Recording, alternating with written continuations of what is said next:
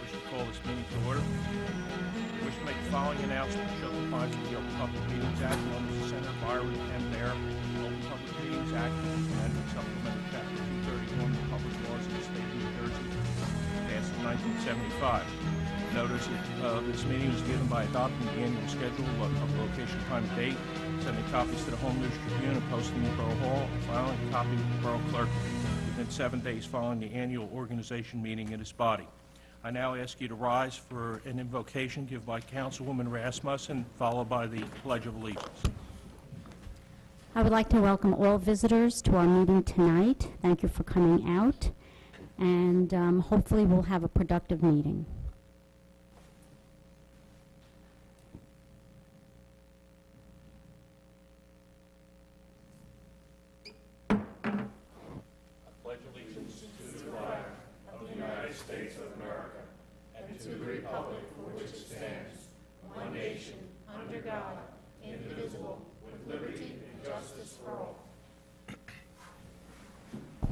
Katie, if we could have a roll call, please. Councilman Wallace. Here. Councilwoman Rasmussen. Here. Councilwoman Insero. Here. Councilman Grazel. Here. Councilman Camerano. Here. Council President Muldoon. Here. Okay, could we have a motion to open the agenda session? I move that we open the agenda session. Is there a second? A second. All in favor? Aye. Okay. Are there any items for the agenda? Mayor, I just had wanted to follow up on one suggestion made by Congressman Wallace last time. Excuse me, Council, speak into your mic, because I don't think they could hear you. Congressman, I'm sorry, Congressman, I made you Congressman. Councilman, Right up. Councilman Wallace had referenced the fact that in his drive around town he had noticed collections of trees and debris because of the last storm. And we had briefly discussed the fact that there probably is some confusion among town residents as to what circumstances the borough picks up trees and debris and what circumstances they don't, and the conditions under which that happen.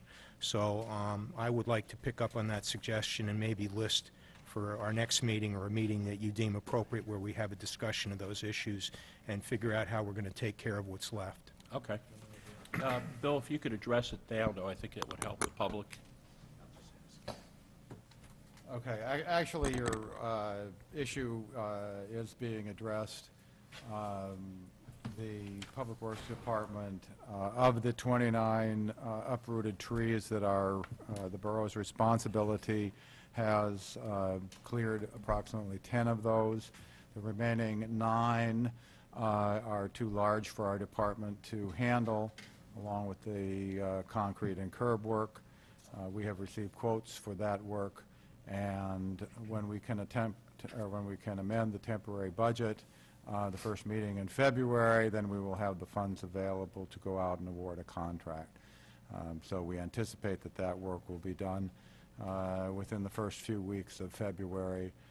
The remaining debris is being collected and should be almost complete. I will note, however, that there are residents who had private tree services come in and clear trees from their backyards and put the debris on the curb. The borough is working with those residents to ensure that we get their cooperation to clear that material up. We will be picking up some of the brush and debris as per our normal arrangement, however, must be cut and bundled appropriately per the borough ordinance. Okay. Is that on all of those, or do we need to send a letter from our attorney to make sure, because there's... No, actually, violation notices have already been sent out from the zoning officer. All 5 places I'm aware, there could be others? If you could get me a list. New Durham, Middlesex, Amboy Avenue, and Middlesex Avenue. Okay, Middlesex and Amboy is being taken care of. I believe the others are as well. Okay. So, If you could PSE&G is working with us. They are removing all of the wood chips in the various locations. They're also removing the logs up at the tennis courts, and we have begun the process and are about halfway through the cleanup of the logs and debris at the public works yard. Okay. Councilman, if you could get the administrator the list of, that you know, so Yes. we make sure that there's nothing slipping through the cracks. Okay. Bill, can you just outline the difference between a tree that the town is responsible for and a tree that a homeowner is responsible for? Well, there are a number of instances. First of all, we had a number of instances where trees that the borough owns in the borough right-of-way and/or the county and state right-of-way fell on private property. It's the responsibility of the property owner to notify their insurance company to contact them for the removal. This is also a requirement of the insurance company and also under FEMA regulations. The borough will clear up any stumps and make any necessary repairs to curbs and sidewalks in the borough and county and/or state right-of-way.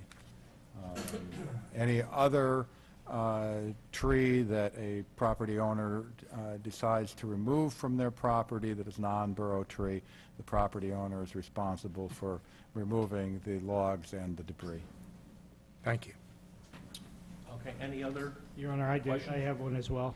I would ask that item number 5 on the consent agenda be removed from consent. It's Resolution 2013-13. Okay. The other thing I would say is we have a large crowd, so we're going to have to really make an effort to talk into the microphones so they can hear us. I can see some people kind of. So we all need to make an effort to make sure we talk closely and directly into the mics. Okay, the other item, Council President, is I would like to speak, and it doesn't have to be pulled on the Resolution 2013-33, the closing of the Woodbridge and Totowa Developmental Centers. Okay? So you'll speak on that I'll speak on later? that right before we pass it. Okay. Hopefully pass it. Okay? Okay. Anything else? Hearing none, could I have a motion to close the agenda session? I move to close the agenda session. Is there a second? Second. Okay. We now have a presentation by the Parking Authority and Woodmont Properties on the Pearl Street lot development. I guess Mr. Okay. Council President? Okay. Sorry. That's all right. Thank you, Mayor. Tonight we have presentations from Woodmont Property and Nexus Parking Systems regarding their plans for the redevelopment of the Pearl Street parking lot. Can you all hear me? No? Top of it. Is that any better? Yeah. All right. Tonight we have presentations from Woodmont Properties and Nexus Parking Systems regarding their plans for the redevelopment of the Pearl Street parking lot.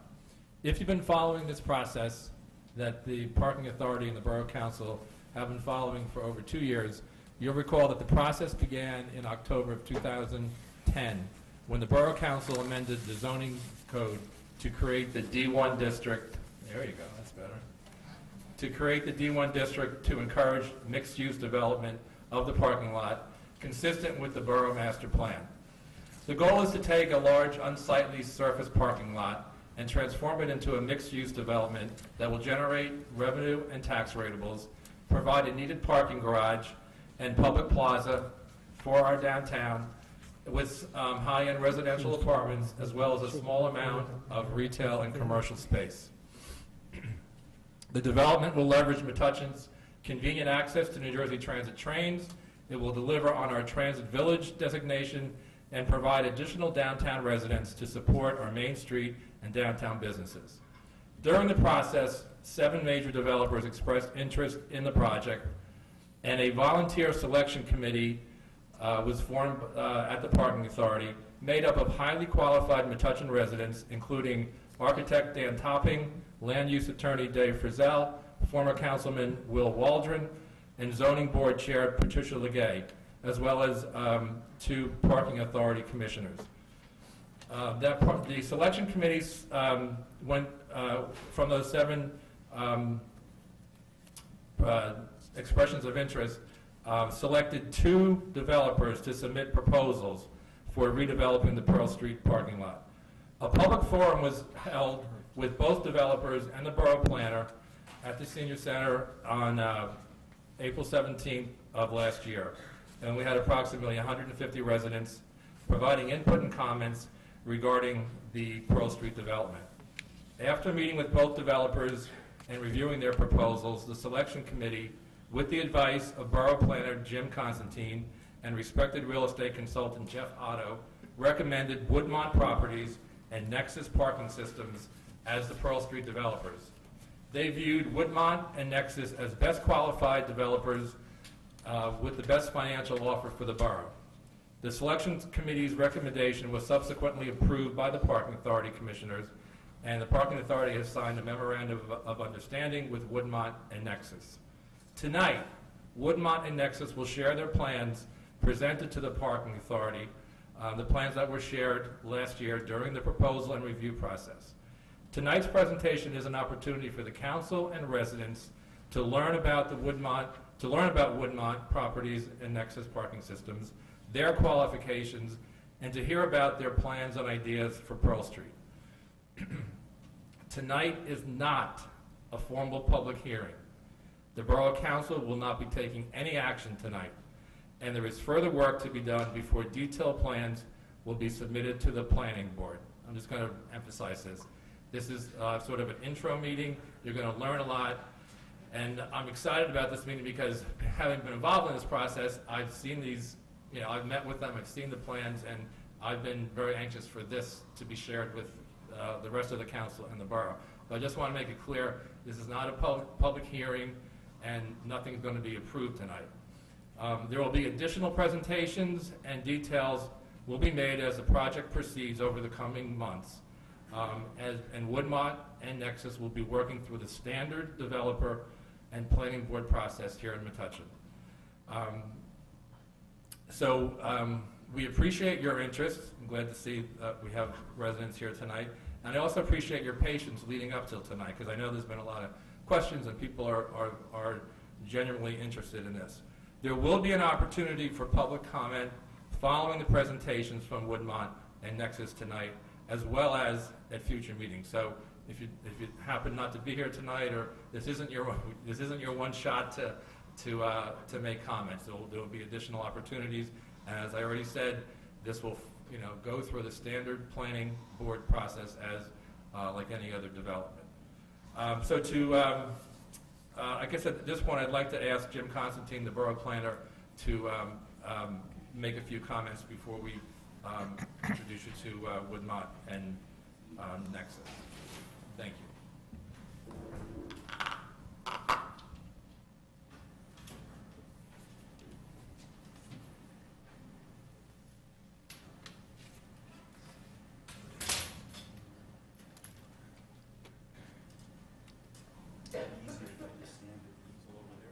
Yeah, I think you put it over in front of the screen for now, Jim, or hold it up onto the other. I just have a number to,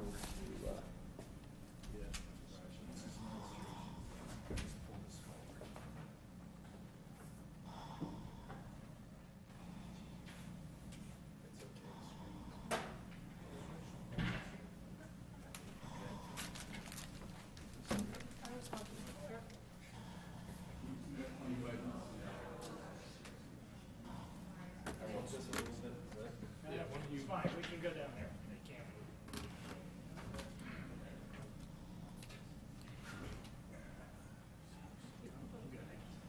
sorry, was I cut off the council from seeing that? We can move. You might need a mic. Is that better? Jim, Grab the mic. a mic?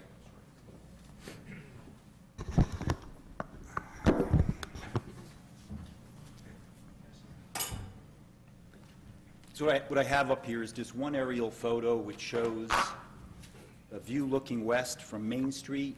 This is New Street. There is the Pearl Street parking lot, Lake Avenue, Middlesex Avenue at the top, Center Street, Pearl Street, and again, as I said, Main Street. So you're sort of, the train station is right here. I wanted to just quickly first just provide some context for what you're going to hear tonight. Metuchen first really identified redeveloping the Pearl Street lot in earnest back in 1979 and 80 in a study called Metuchen 2000.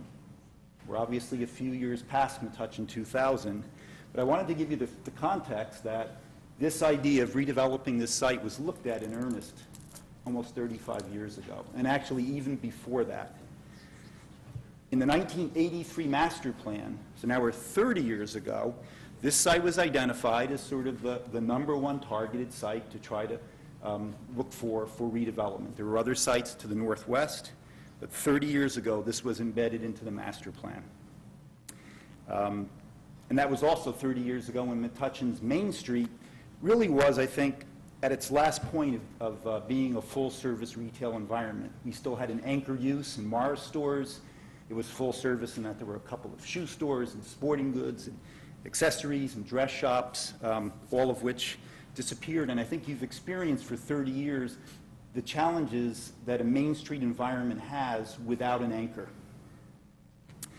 In 2007, the borough began looking at the new street corridor, again in earnest, as a way to connect Main Street with any redevelopment that's occurring west of Lake Avenue, the project that's known as the District, or a Renaissance to some folks, on the old supermarket site. And in 2010, as Councilman Muldoon mentioned, we adopted unanimously a zoning and form-based code and design guidelines. Basically, it was providing a framework for what might happen on this site. And the big new idea that was added in 2007 was placing a town square at the center of the new street corridor near Center Street as a way to link Main Street with any redevelopment to the west. The parking authority went to the marketplace, to the developer marketplace with an RFP in 2011, and we learned that our framework needed to be adjusted in order to get responses to move forward on this site. We heard there was no market for high-end condos, office, hotel, or retail. Developers wanted to move a little bit of the mass around on the site from what was in the zoning, have more 4- and 5-story mass and bulk on the site. We allowed, by the way, in the zoning that was adopted, everything up to the back here at 6 stories, and part of that was, remember, there is a large parking garage that will be built along the tracks in here that's never changed in the plan. And one thing we said in 2010 is you don't want the garage being the tallest structure on the site, so you actually need some mass to balance it and anchor it visually. We also saw some design concepts that came back in 2011 that I think the review committee looked at and really felt to some degree weren't treating the public space that we were looking at. The cornerstone of this was a half-acre town square, and we saw design proposals that really would lower the quality of it in terms of enclosing it with entries to garages or pure residential buildings. It was becoming privatized, so that became a key issue. So when we wrote new design criteria in 2012, last year, and then issued that to the short list that Jay mentioned in the process, we tried to do a couple of things. One, still try to maintain less bulk at the corner of Lake and New in terms of the height of the buildings. And both proposals we got back did that. We also focused a lot on the town square, moving it from the center of the block towards Main Street. And this was the idea of moving forward with this site and trying to add that anchor to some degree back into Main Street by way of public space, and then what we asked to occur around that square, which included some sort of a small market, green grocer. Both proposals came back with that. Remember, the year before, we heard a response from the development community, which is, you know, we don't want to build commercial, it's tough to deal with, has less value, you know, please change your criteria to remove it. We felt we hit and heard a chord through the public process and some of the workshops that we had that the community needs to have more full-service retail to some degree tucked into the Main Street corridor. So we required that, and you'll hear more about that this evening. And I'll just also just give you one paragraph from the design criteria, because we set the bar high. We asked for a town square. It wouldn't just be an extra leftover space in this development. We talked about things about having it be best in class.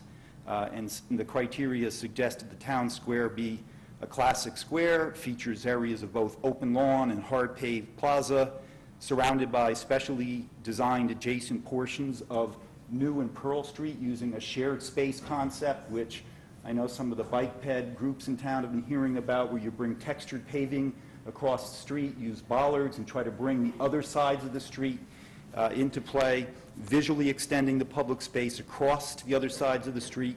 The space needed to be flexible so that it could host a range of public events and activities and adequately accommodate a range of activities from informal passive use by a handful of people to formal use for special events town-wide, might have thousands of people. So that was sort of the framework criteria that we provided for that.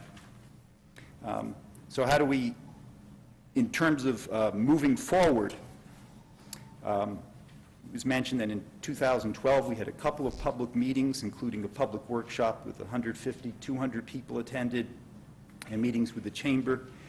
Some of the next steps that would occur in this process in moving forward is that there are some tweaks and amendments to the land development ordinance, which comes to the council but also would involve the planning board.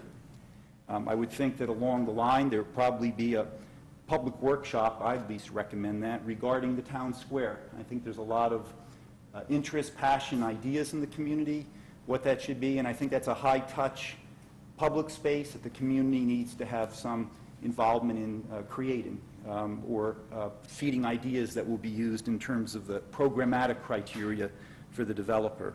And there's probably also some interfacing with surrounding property owners nearby, because redeveloping this site was always seen as being a catalyst to try to generate reinvestment in some of the surrounding areas. And you really want to make that happen. You don't want to build it and then wait for the reinvestment to come. You want to try to prime the pumps and move that along so that you're maximizing the return on the investment, getting the synergy, and not having New Street remain sort of unfinished in places and pockmarked. And if you can notice on this aerial photo, you really have a lot of vacant, underutilized land in these blocks, a lot of parking. So I think you'll have a chance to rethink and revision what might happen to complement this investment. The planning board and the borough will be involved in the process in terms of any review, and there will be a full site plan review process that would occur once tweaks and amendments to the ordinance are adopted. So that's pretty much an overview process-wise what would happen. Great, thank you. I think next, Steve Santella from Woodmont Properties.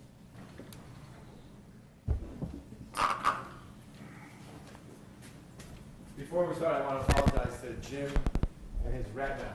This projector is not our projector. Our projector was down, so we rented one for tonight, and they didn't have the smaller ones, so we have this 14 BTU baby here, which it shows actually on the side of the building, if we want to go outside if it weren't so cold.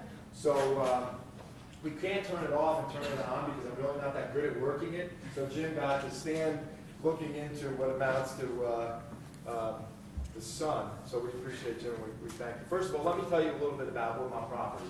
In 2013, we are celebrating our 50th year of owning, managing, and developing real estate in New York, New Jersey, and Pennsylvania. We started out, my public school math, in 1963, mostly as a single-family home builder, and over the past 20 years, we've progressed into a multifamily downtown mixed-use redevelopment. We are designated redeveloper in 5 separate communities, and really what that means is, even though this is not an area in need of redevelopment in the classic sense under the statute, it requires a lot of this and already what we've gone on, and working with the community, working with our neighbors, working with the council to make sure that collaboratively we all come up with something that not only looks great and feels great, but it works in the market, because white elephants don't move communities forward either. We also have, excuse me for 1 second. I think if you can take this, Meg, I think the folks in the room can hear you fine, but I believe for the TV, we might need you. I didn't know I was on television. I don't want a white shirt. So you can yeah, Steve, if you want to use the hand mic and you feel more comfortable, you can take that out. I like this one, it's like the match game.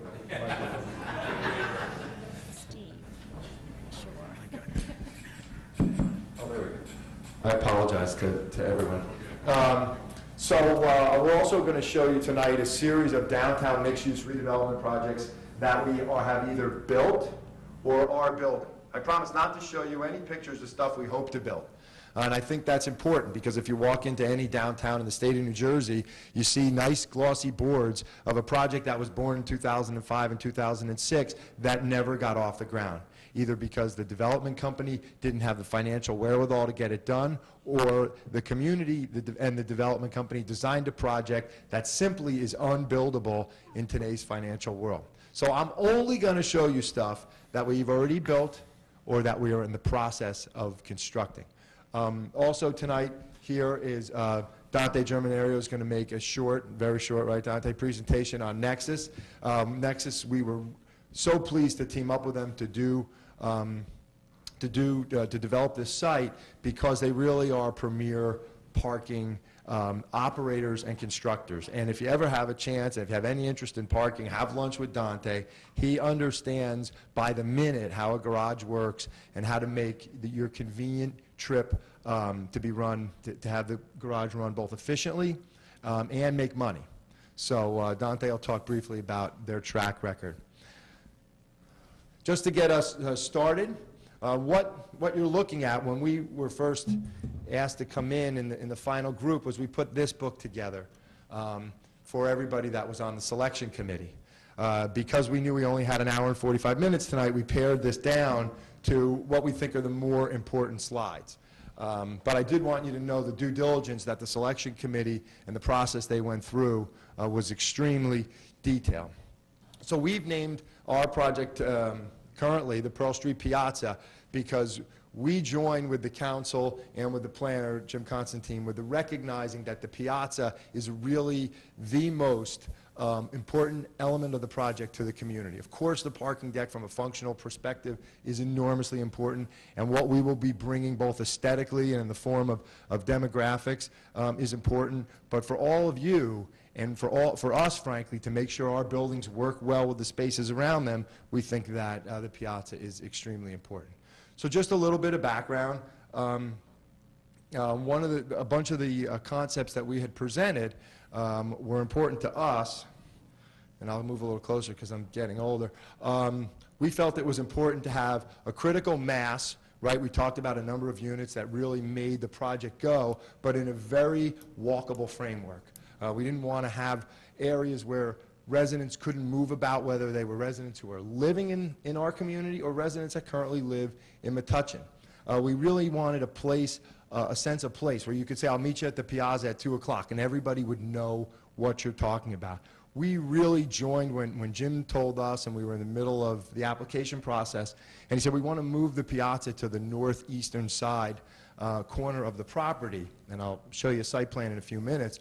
We completely endorse that because it brings in Main Street, it opens up lots of possibilities to expand the size of the piazza, and we felt that that was really important to make sure we never, ever want to develop or build something that is in competition with or sort of outside of what already exists. The fun part of our job is to be able to create something new and exciting, but that fits in with what's already happening here and isn't really a stranger to the existing architectural form that's going on. So this is just, I'm going to show you a few quick pictures. I'm stepping on my own wires here.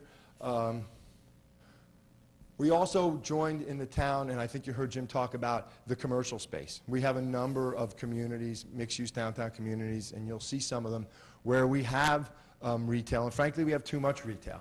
And it's a very difficult market right now. It's not an expanding market. Existing retailers aren't opening new stores, and a lot of retailers are actually closing and cutting back. So we wanted retail on the site because we think it adds a vibrance and brings people who don't necessarily live there to the community, but we didn't want to have so much because we don't want to have vacant retail, and frankly, no town wants to have vacant retail. So you can see the top middle pictures And as we get into the design of what we're presenting tonight, you'll see that we kind of stole from the building that we're in today. We think this is a cool building. We like the brick and the eyebrow windows and how it all snaps together. And we wanted to make sure that all of our buildings presented themselves to the street. So we took images like this and worked off of them to make sure that it was a pedestrian-friendly environment, but also an inviting place as you drove through or you drove by. Again, I think I echo Jim Constantine, the planner's point about creating some kind of forum to talk about how we want to handle the public space. I think a lot of hardscape will be necessary because it creates much more flexibility, and I'm going to show you a whole bunch of images about what we can do with the piazza. But of course, the more permanent things we put in that piazza, the less flexible it will become, because you won't be able to move something like a fountain in the middle or a statue or something of that nature. These are some exciting street shots from Reston, Virginia, and in Louisiana. Again, just images of what can happen when the community is created around the public space with the right scale and the right dimensions. This is the first community I'll show you from Woodmont. We have 3 redevelopments in Morristown, New Jersey. We did the Transit Village right on the train there. If any of you are from that area, you've all heard of the Epstein's Department Store. The Epstein's Department Store was on the green. They call it the Square in Morristown. And it really created the retail hub along with the Bambergers that was on the other side of the square. Well, Bambergers went dark, and the Morristown struggled to fight off the Short Hills Mall and the Rockaway Mall and the Livingston Mall, and the retail environment in Morristown really began to deteriorate, and Epstein's closed its doors. The family came to us and said, we want to redevelop the site. It's really a whole city block, and we want to make something really exciting and like nothing really that exists in Morris County. So we worked with the town. You can imagine how long a process a whole city block is. And this is really the signature building of the community. 40 Park is 78 condominiums. And we designed and went into the market with these condominiums when it was still pretty good. In fact, we sold 32 in 2 weeks. And then we sold 32 over the next 4 years. So when we talk, and when I think Jim talks about the condominium market and the struggles that it's in, this is a prime example. This is a beautifully built building, in my opinion, overlooking the Morristown Green that just simply struggled in the stacked multifamily condominium market for a whole host of reasons. And I would submit to you now, we couldn't finance this building. We couldn't find a lender to give us money to put this building up right now as 78 condominiums.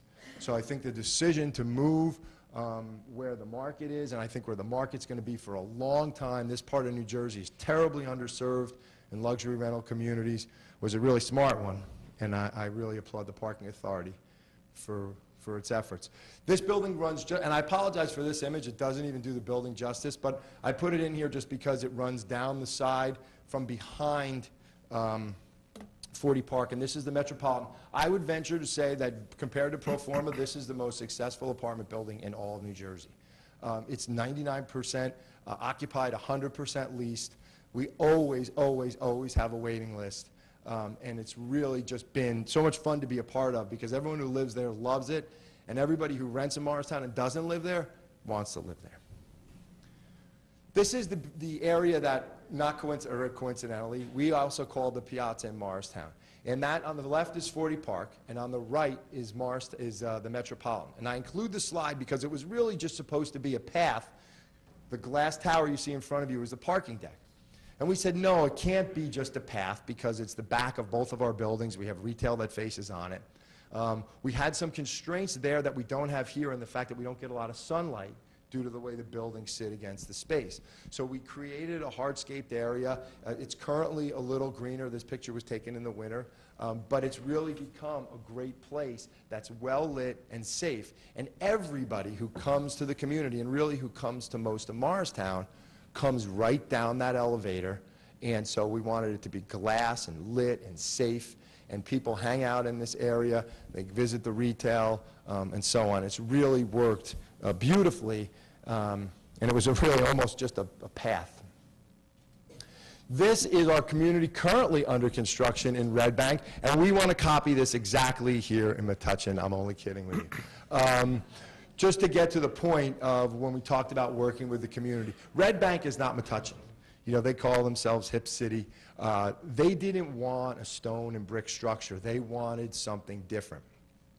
And while, again, this wasn't a redevelopment, it was owned by the guy who built the Two River Theater next door, which is right across from, David, what's the parking? The Galleria. You may remember Springsteen did his Unplugged at the Two River Theater. And so the gentleman who owned it had basically a contest to see who could develop the site. So we went out with our partner who does a lot of retail in Monmouth County, and we got this really cool architect from California, and he designed this.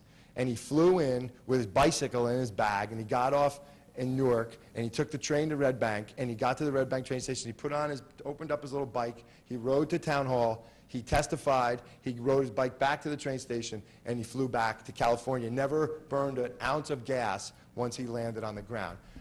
Very interesting guy.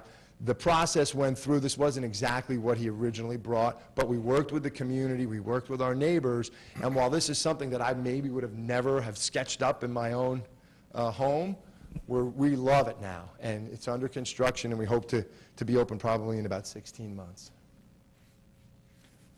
Just on the theme of common places, in the middle of Red Bank runs the corridor that you see on the left. Again, lively, green, a place you want to be. The right side is our rooftop deck. These are just images, by the way. We're not built that and there yet. But we find rooftop decks, which I'm going to show you in this community as well.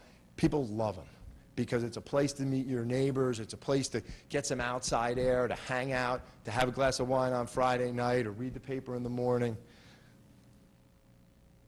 This is our transit village in Morristown. This is 208 units located right. This was a New Jersey Transit lot, not at all unlike what we're doing here at the Pearl Street lot. And coincidentally, there were 270 or 300 parkers on this lot, and we had to come up with a plan, just like we're working with the parking authority now, on how to relocate them while the garage was being built and the building was being built. So we do have a lot of experience in interim parking, notifying current parkers, finding a new place for them, and making sure that that's a nice, seamless transition. Again, with common spaces and the theme on the way buildings orient to the open spaces around them, the transit village is basically a horseshoe. So we couldn't decide what to do with the middle, and underneath this pool is actually parking. So we decided to go with a pool and a hot tub and some lush greenery, and it's like a Melrose Place. I'm probably dating myself, but it's like a cool Melrose Place. If you go by here in the summer, there's tons of people hanging out, and right off of the pool is a club room with a pool table and flat screen TVs and a bar that you can rent out for parties. So you can imagine that it's very popular with the young professional crowd. So real quickly, or not real quickly because we want to talk about our project here. This is they just bought this for me today. This is our site plan that we propose for the Pearl Street lot. And this, again, I want to encourage everyone to understand this is a concept sketch. Everything you see will be a concept. We're still in the conversation stages, both with the council and the parking authority, but everyone that has seen it so far has really liked it. I'm just not going to give up on this yet. Hold on.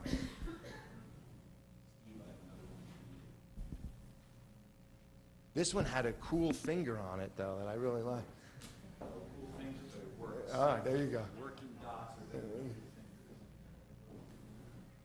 What do I push?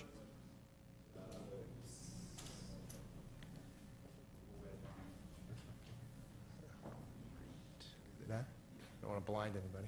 Okay, great. So initially, and what we numbered number one, not coincidentally, is the piazza. And what you see around the piazza is actually streetscape that goes all the way to the edges of the street. And I'm going to show you some images later. One of the things that we think is a really cool idea is to depress these curbs along Pearl and New, and be able to close off these streets and really expand the piazza for something big and different a couple of times a year, whether it's a concert or whatever. So that was, we wanted to treat the whole area all the way out to the curb.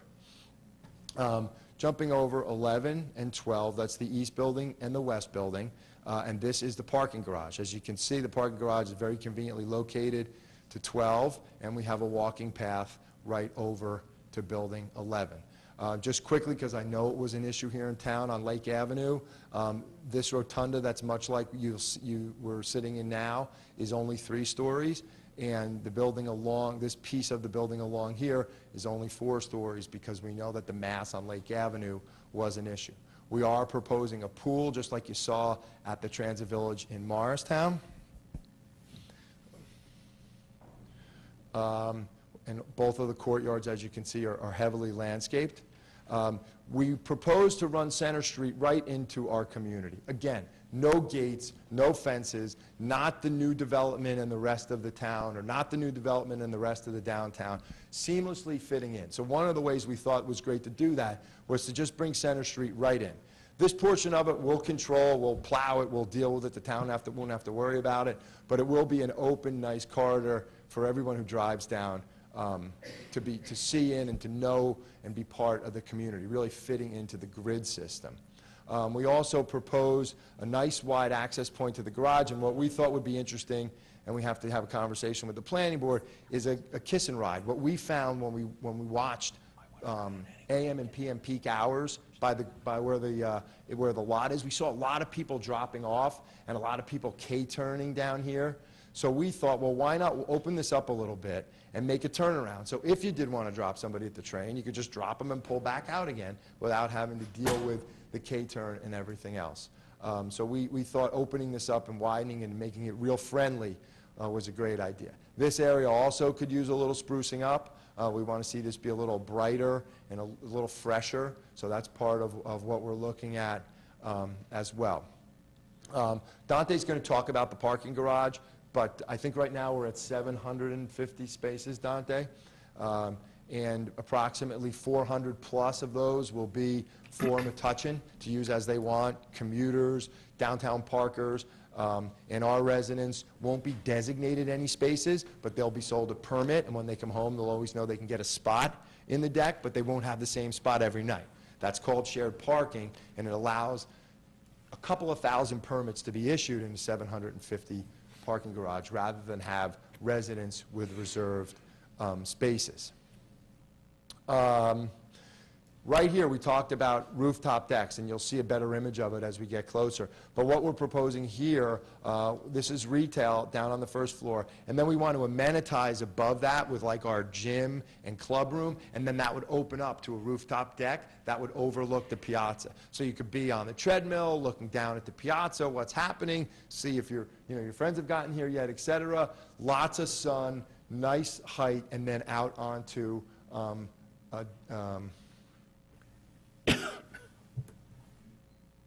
onto an outdoor party deck, if you will, right here. And that, again, overlooks the piazza. So if there's a band or whatever, people can be hanging out up here.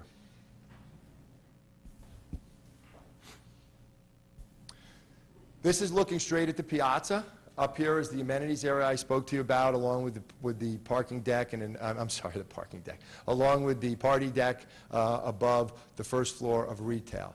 This is a fairly large block of retail, probably between 6,000 and 8,000 square feet, and this is where we hope to locate, and we know the municipality is hoping we can locate a greengrocer type of small, more organic shop, not a supermarket, where you can buy different types of items.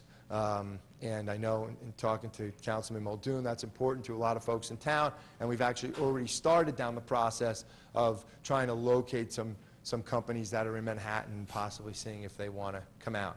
Here's the piazza. Again, all along the piazza is activated with retail, and we think one of the reasons that we can include some retail in the community is because of this piazza and this whole public area. It will be, I think, more service-driven, coffee shop, that kind of thing. but we do have all this great space outside where whatever you buy, you can take outside and enjoy it outside. This is the entrance to the community where the parking garage would be. As you can see, no gate. There is a nice covered sidewalk that would go from the east building to the west building. Small setbacks up top so that we can, A, set the building back a little bit off the street, but also create small outdoor terraces up on the top floor. So this would be the center street that we talked about going right down. It ends currently right here. We'll go right in to the community and into the parking garage. This is at Lake and Center. Here's the Town Hall Rotunda, I'll call it. Again, much lower scale here. Along the front here, we're proposing 14 and 15-foot setbacks with gardens in front so that there'll be setback. People won't necessarily be looking into the windows, and you'll have some nice flowers and greenery along this piece of Center before you get down to the other end of the building. I'm going to show you a few images of the piazza, different things that we kind of dreamed up. Of course, it's limitless and endless as to what you can do in a space like this. This is really in its kind of natural habitat, if you will, on any given Tuesday at 11 o'clock in the morning. As you can see here, we're envisioning some outdoor dining. This is our outdoor amenity space for the community. Here we're set up for a farmer's market. Again, because we've done the treatments all the way out to here, other things can be going on out here. We could extend the market in this direction if the council thought it appropriate. And again, if you do come this way, we'll always have the center street access to the parking garage. So the few times a year that we want to really expand this, we can close that street and still accommodate people to get in and out of the parking garage. Here we're set up for a concert with the bandstand. And lots of seating. You can hang out and have a drink here while the concert's going on. Again, our amenity space upstairs. But you see the real flexibility in the public space so that really almost anything you dream up, there's room for. These are somewhat technical, but just generally, you can see how the building works. The maroon lavender color here is commercial. This is the retail, and then these are units. One of the issues that did pop up that we thought was interesting but we wanted to respect was concern that the leasing office would be out on the street and sort of mixed in with the retail, and what would that do to the retail environment and so on. So because we rent probably 70% of our communities through the internet, right? Nobody looks in the paper anymore for an apartment. You go on to rent.com or vacancy.com and you find a place. So respectful of what we heard from the authority, we moved our leasing office inside, and people will know to come and pull in, and they can visit our leasing office right here. That gets me to another point I know is going to come up. In a community like this, we will have a full-time leasing person that will be on site all the time, and we will have at least one community manager who will live here. Probably we'll have a community manager and a handyman who will live here, so that if your sink leaks in the middle of the night, you know exactly who to call, you know exactly where to go.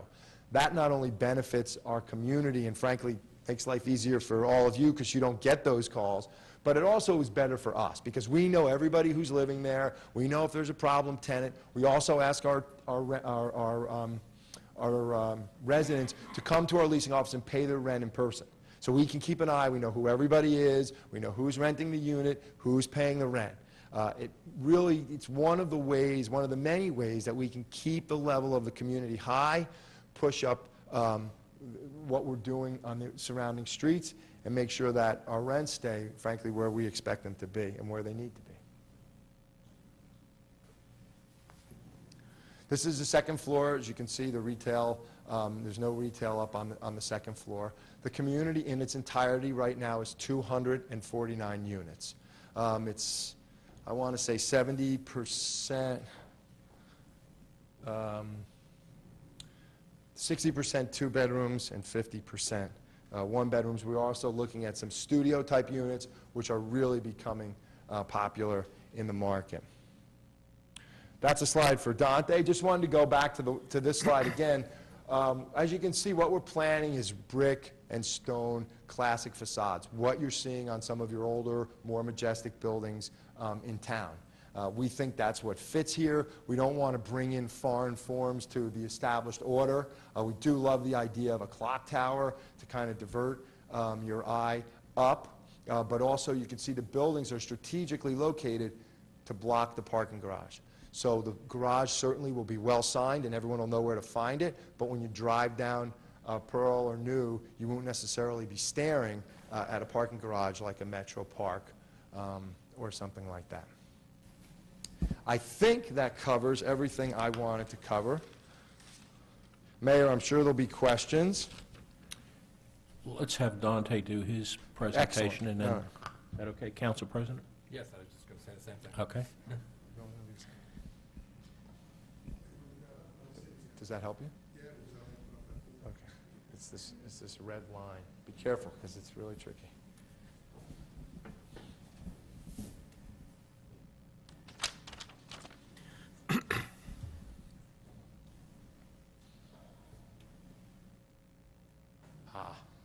Now it works. Figures.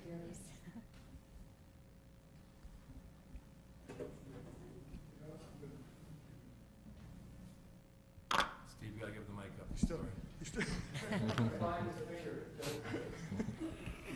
I know Steve hates to give up the mic there, but anyway, thank you for inviting us here tonight to make this speech. I will be much briefer than Jim and Steve because obviously all the pizzazz is in what Steve presented, which you know, even as developers, we're actually very excited about seeing such a great project going on. But I'll talk just briefly, functionally about the deck. But first, let me tell you a little bit about Nexus Parking Systems, Nexus Properties. We are a development company, real estate development company, not just in the parking business. Developed our first parking garage back in 1985, but have done quite a bit of office development, for-sale housing development. We are now also doing multifamily ourselves on some projects. So parking is just one of the things we do. We are a privately held company, family-owned business located down in Lawrenceville, just north of Trenton, New Jersey. So just a little bit about us in the parking business. We got into the parking business really kind of a little bit by accident back in 1985, where we were developing office buildings down around the Trenton train station, if anybody's familiar with that, and basically functionally needed to build a parking garage to house the people using the office buildings as well as the commuters using the train station. Looked at hiring a parking manager and discovered and figured out that, hey, we can do this ourselves, and got into it at that point. So that garage now is almost 30 years old, still operating just fine. It shares parking, like I said, with both commuters and offices. From that point forward, as we got more into the parking business, we ended up with a partnership, first public-private partnership with New Jersey Transit. With at the Trenton location, we built a second parking garage on the other side of the Trenton train station. And you know, it took 8 years to put this deal together with New Jersey Transit, for those of you that deal with New Jersey Transit. But it was because it was really kind of cutting edge in terms of doing a ground lease arrangement, sharing profits, and putting a whole deal together. That was kind of the beginning of the whole, what you'll hear is a P3, public-private partnership type scenario.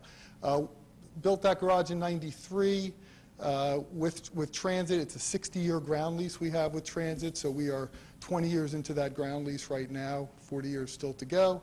That led us to another development opportunity with New Jersey Transit at the Hamilton train station, which is the next station up from Trenton, and same structure, long-term ground lease, sharing of net profits.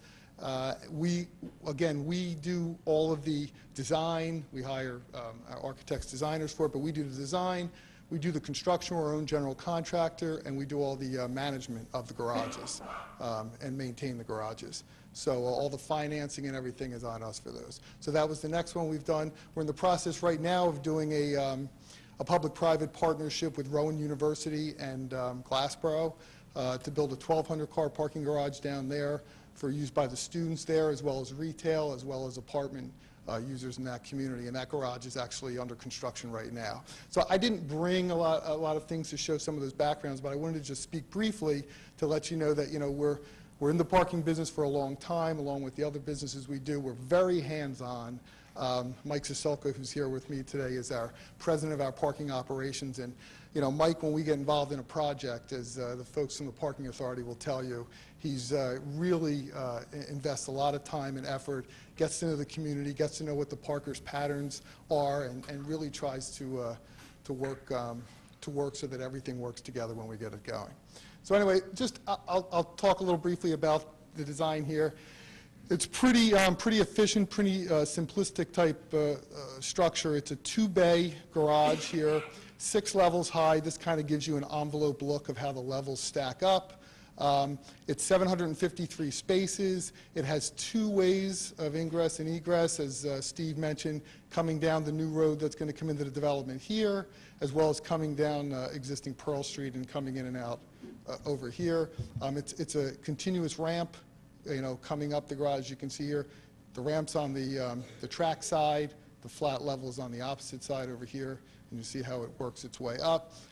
The intent is that this garage will provide parking for, obviously, the apartment residents here, as well as commuters using the train station over here, as well as on the first level, providing parking for retail users as well, for the commercial space that's there and the commercial space that's in town. As a result, the first level, the blue space you see here, will be wider parking spaces, 9 feet, to accommodate the fact that retailers are in and out, in and out. The rest of the spaces are generally standard 8'6" wide. The garage will be fully automated. It'll be a pay station type scenario, credit card in, credit card out. There'll be monthly passes issued for the apartment dwellers and the monthly users of the train station. It's a 24-hour garage. We keep it manned 24 hours. Even though it's automated, we still keep customer service reps there 24 hours a day. We'll work with Steve and Woodmine as far as that goes in coordinating things between the maintenance and management people in the apartments, as well as with what happens in the parking garage. So that is pretty much the summary on the garage. If there's any, I guess we'll leave it to the board to open up public comment. Thank you. Thank you. I'm going to open it to the council for any questions first, and then open it to the public. Any questions should come through me, the chair, and then I'll direct them to who I feel should be able to answer that question. Yes. Mayor, I just had a couple of questions that I'd like to address to Jim Constantine. Okay.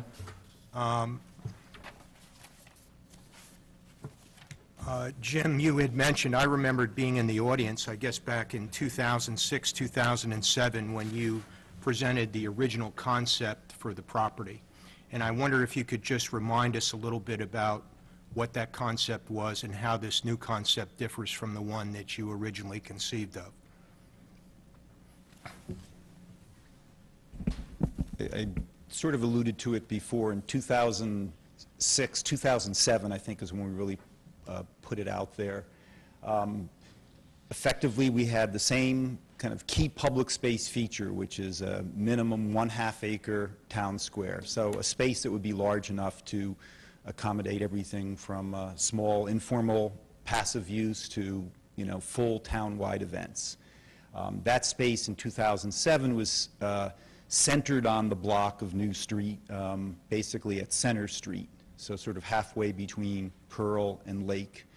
The difference in what you're seeing today is that we've shifted that towards the corner of Pearl Street, basically a block closer to Main Street, where it can help, re-anchor and provide that public space more proximate to Main Street, along with potentially some additional new commercial uses, and thinking about some sort of an anchor use there that might help activate and help the leasing and vitality situation on Main Street. So that was sort of the biggest shift. In terms of the overall massing on the site, It's probably pretty comparable in terms of the amount of volume and square footage and massing. There are some shifts in terms of where it goes. Obviously, the public space moves. Some of the enclosure of that as a two-sided space is different at the corner of New and Pearl versus being a space with three sides of enclosure sitting back where it was in 2007. You know, we still maintained in the developer criteria that there should be less height at the corner of Lake and New because we suspect there's going to remain one-story buildings across the street in some of the proximate locations, and we needed a little bit less height along Lake Avenue, kind of the sensitive place where you get a little bit more of a view. The ground is higher, so anything there is going to appear higher. And so that was in the 2007 concepts. That was in the 2010 zoning concepts or zoning ordinance, and that concept, you know, we put into the development criteria that the Parking Authority issued last year. In 2006, 2007, and the market was different, there was some hope that we could potentially attract hotel. That use tends to kind of go on and off depending on different market conditions. There was some real potential of perhaps landing anchor office use, and at that time there were a lot of leases projected to turn in Manhattan. Now this is 2007, we're pre-financial crisis, and there were a number of station stops that we were working at in the Northeast Corridor. Everybody saw that potential to potentially pull back office space from the expiring leases in Manhattan down along numerous stops in the Northeast Corridor. By 2009, that market, by 2008, 2009, had completely vaporized to not reappear on any radar screen on any of the other station stops in the Northeast Corridor. So that was just trying to plug into what we saw as an emerging trend. And also in terms of retail, there wasn't a lot of retail space envisioned in the 2007 concept. Trying to get some down New Street, some to line the square. I think what we've done by shifting it is that we can have less commercial space, but perhaps in a better location in relation to Main Street, and not try to stretch and connect down the whole New Street corridor. The retail real estate market is in a very different condition. We're still seeing a shakeout in bricks and mortar retail locations relative to the impact that the internet shopping is having every year. So those are some of the differences between then and today. A point you emphasized then and a point you emphasized again tonight is the original concept was designed to tie in the plans for Renaissance to the downtown. In light of the languishing development at Renaissance and the market conditions, is that still a guiding principle that you've put to work here, or have we lost that? I think that's still the same, because we effectively would be trying to provide pedestrian-friendly, public space, high-quality experience between Pearl Street, along New Street, along that whole face of New Street down to the Lake Avenue corner. So anything that happens here in terms of the same components will occur here, town square, high-quality pedestrian experience. I think both achieve the following thing. If you kind of look at what drives some of the market here, which is stepping off the train station platform and walking to a downtown residence, that experience will be the same. And if you were walking to the other side of Lake Avenue, you'll still have a quality walking experience versus basically a 4.5-acre sea of parking, which creates this no man's land that I think really is the disconnect today that you have between Main Street and Lake Avenue. So it's still achieving that goal. Thank you. You're welcome. I'm going to just go right down the line. First, Councilman Wallace, do you have any? No, sir, I have no questions this Okay. time. Councilwoman Rasmussen? I actually have a couple of questions. My first question is, I noticed that you said you had 6,000 to 8,000 feet of retail, and you mentioned having a greengrocer and a small market, correct? I'm sorry, no, I apologize. That one block of retail was 6 to 8,000. The overall project is 16,000. All right, so the overall is 16,000. Okay, because this is my question. In this economy, it's been difficult for all different downtowns, main streets, to maintain their retail presence. How do you think that your retail will help assure that maybe we can continue to attract more retail to Metuchen and have our main street remain vibrant? Because we don't want competition between your retail and the retail that we have existing. That's an excellent question, and I think the main reason, and perhaps one of the reasons that you're not seeing some of the national or regional retailers on Main Street is they like a specific box. They want a higher ceiling, they need a lot of electric, easy venting, and so on. So I don't think we'll compete. I think we'll be looking for a little bit of a different type of user that isn't necessarily in the downtown. We won't be moving Mimi's over or the running store. But we'll be talking to regional and national retailers. Is 16,000 square feet too much? We don't think so right now. I do think that if we struggle to lease the big box in the front, then it might be. But we'll figure it out and we'll make it work. I do think the original plans called for retail all the way down New Street and turning the corner onto Lake, and we felt without a doubt that that was too much retail. I agree. Okay, and I also did not hear any mention of the American Legion, which is already existing on the property. Correct. So what is going on with that? I'm going to ask Mr. Graziano, the attorney from the Parking Authority, to answer that question. Put you on the spot. Raise your right hand, Jim. Walter is here. In fact, we have a meeting. Hello, everyone. We have a meeting tomorrow afternoon with the American Legion and their attorney, and hopefully we'll be able to work some arrangement out where we can relocate them and allow the project to proceed. Just so we're all clear, obviously the American Legion is on the Lake Avenue side. We do have an alternate design that leaves them in place if that isn't to be in the offing.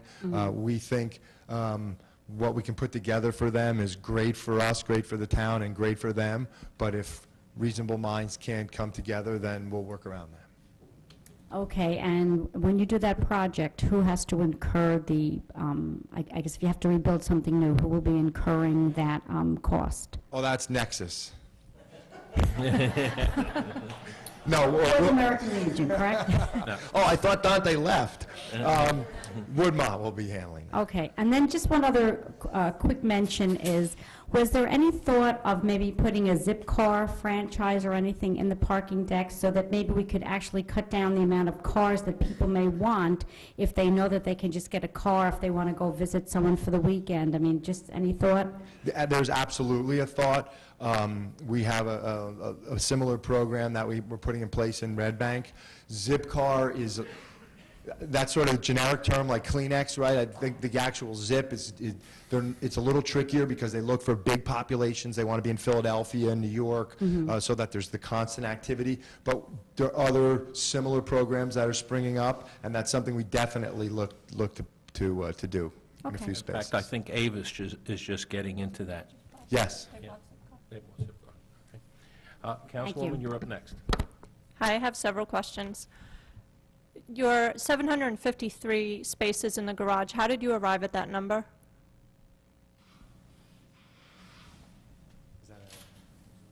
What's that? No, I won't put Jim on the spot. He designed it, but I think there was a lot of discussion back and forth on that because in working with the parking authority early on, it was a lot of give and take as to do we want to provide more spaces than we have for existing commuters that are in the surface lot, or do we want to provide less, or we want to try and keep it about the same? Obviously, we knew we needed to provide enough spaces for the apartments and what's required there, and that's important. But it's kind of interesting in these kind of projects because we use a lot of calculations and statistics, and Tim Haas, our architects and engineers on this have worked a lot on this, where you look at the shared parking arrangement, you try and project based on the use what's going to occur in the garage in terms of the patterns.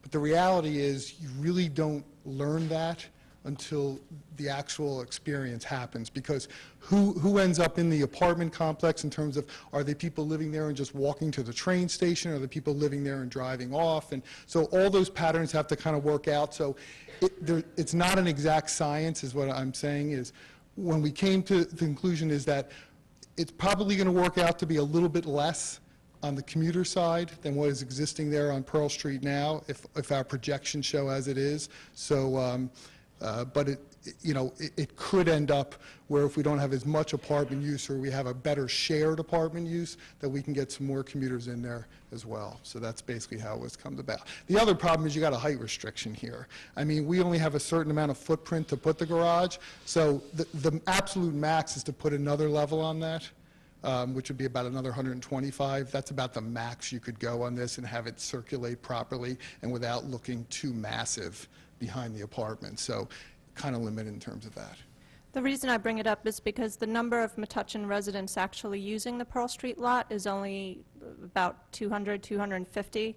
There's been a lot of concern and talk over the past year as we realize all the traffic and transportation problems we have with our residents getting having a lot of run-ins with cars and crosswalks by commuters coming into town or what have you.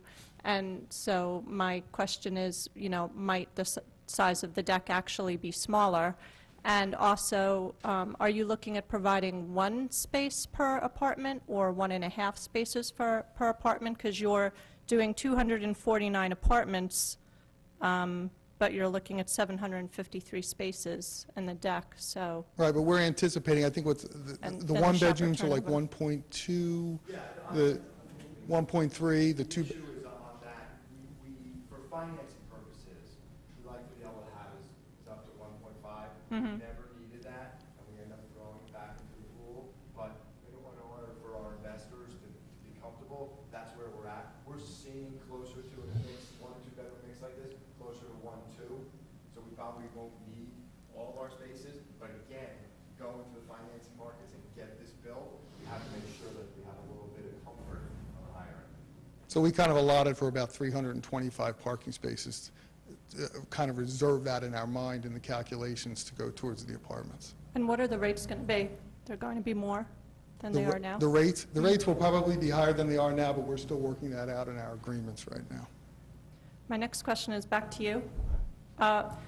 What environmental standards are you going to use when you're building this project? You're talking about from the LEED perspective. Right. We have a lot of experience with green technology. The LEED certification program, I'm just not a fan of from an administrative point of view. It's a marketing tool, but it's heavy on the administration and heavy on the reports and everything else where money could be put back into the project in other creative ways. We will meet basically the housing association standards. Everything will be, all the appliances are Energy Star, the carpets and the paints are recycled materials. We'll have bike racks and those types of things. But the likelihood is, and I can't say this definitively, the likelihood is we won't go for a LEED certification, but there are other certifications, the National Home Builders Association and others, that we're currently looking at that have multifamily categories that are real. Like, if LEED's great if you're building a government building or an office building. And even then, it's administratively expensive, but it's not great for multifamily use. I would just say that with all the storms that we've had in our state that, as you know, has suffered $60 billion or more of damage, that we need to start building everything as green as possible. So I would just encourage you to do that. Absolutely. And in fact, I'll represent to you that when we come to the planning board, we will have a whole section where we will present our sustainable elements to the board. The other question I had is, one of the subtexts that's been used in selling transit-oriented development to the public is that empty nesters will sell their homes and move into these apartments to live downtown and not have to deal with a house. If that's true, then I would also encourage you to build this not just for the Melrose Place population, which sounds really fun, and I'd like to run away and move there myself, but I'm also part of the sandwich generation, and finding a place to live for an elderly family member who also wants to live downtown in this area of New Jersey is extremely difficult. So I would ask you to think about using universal design in the apartments so that people of an older generation can live there as well. You know, disguise it however you want, but it's really, really difficult to find an accessible place to live, whether you're older or whether you just are disabled and want to live near a train station.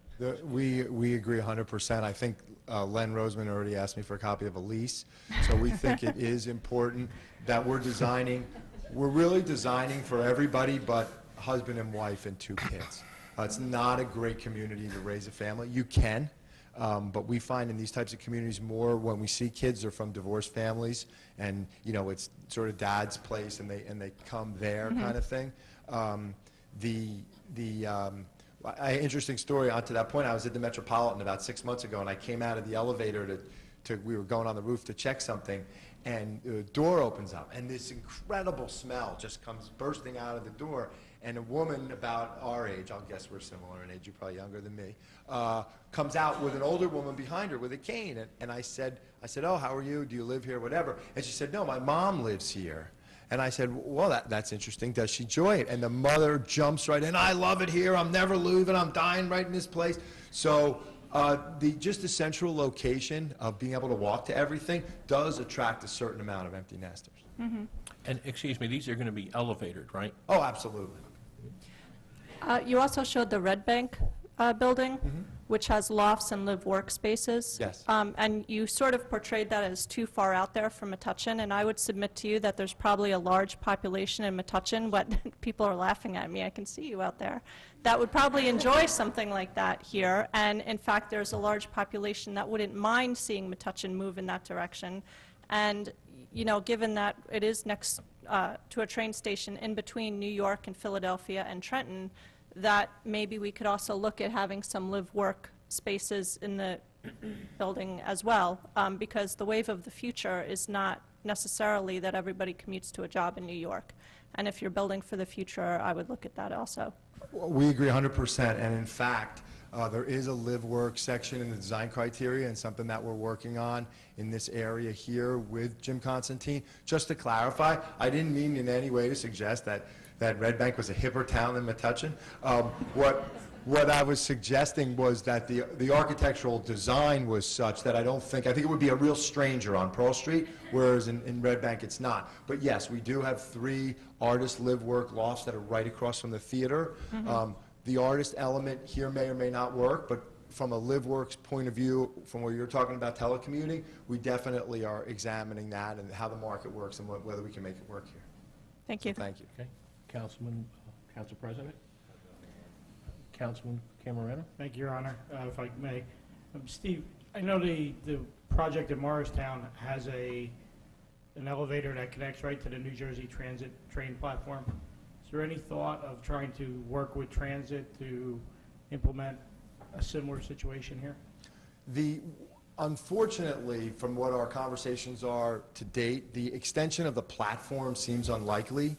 So the nearest we're going to be able to get is this piece right here, right at the corner of the garage. So what we're really working on is to try and not go in the wrong direction, but to try and spruce up that connection here so that when you do come through and out, you're walking through a better, well-lit, safe, clean, no trash on the ground type of environment. Should have seen that 10 years ago. I know, I heard it. It actually it doesn't look that bad. I think it could be brighter. It just needs more light. But just to the councilman's point, in our community in Morristown, at the end of each hallway, there's an elevator that comes down and it lands. I've pasted off 12 steps to the train platform. So you can almost wait in your home and see the train coming down the tracks and run to the elevator and go down if you're so inclined. I just don't think, unless that the platform expands, that's going to be possible. But we're certainly going to make it as easy as possible to get from one place to the other. Steve, if they did expand it, it would be possible to then make those connections, correct? Without question. Without Okay. question. A couple more, Your Honor, if I may. Yes. The issue of the parking and the 750 spaces, I mean, is there a concern that may be too many for the project?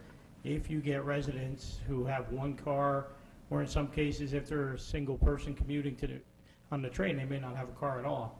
I mean, is there a concern that we may have an underutilized parking deck? I would defer to Dante, but I would say no, because I think you're also accommodating 16,000 square feet of retail. You're also providing a nice, easy retail parking for some folks who may be going to Main Street, and that'll help hopefully get a little more excitement between here and Main Street. And I think, what's the size of the existing parking deck? Yeah, the surface lane.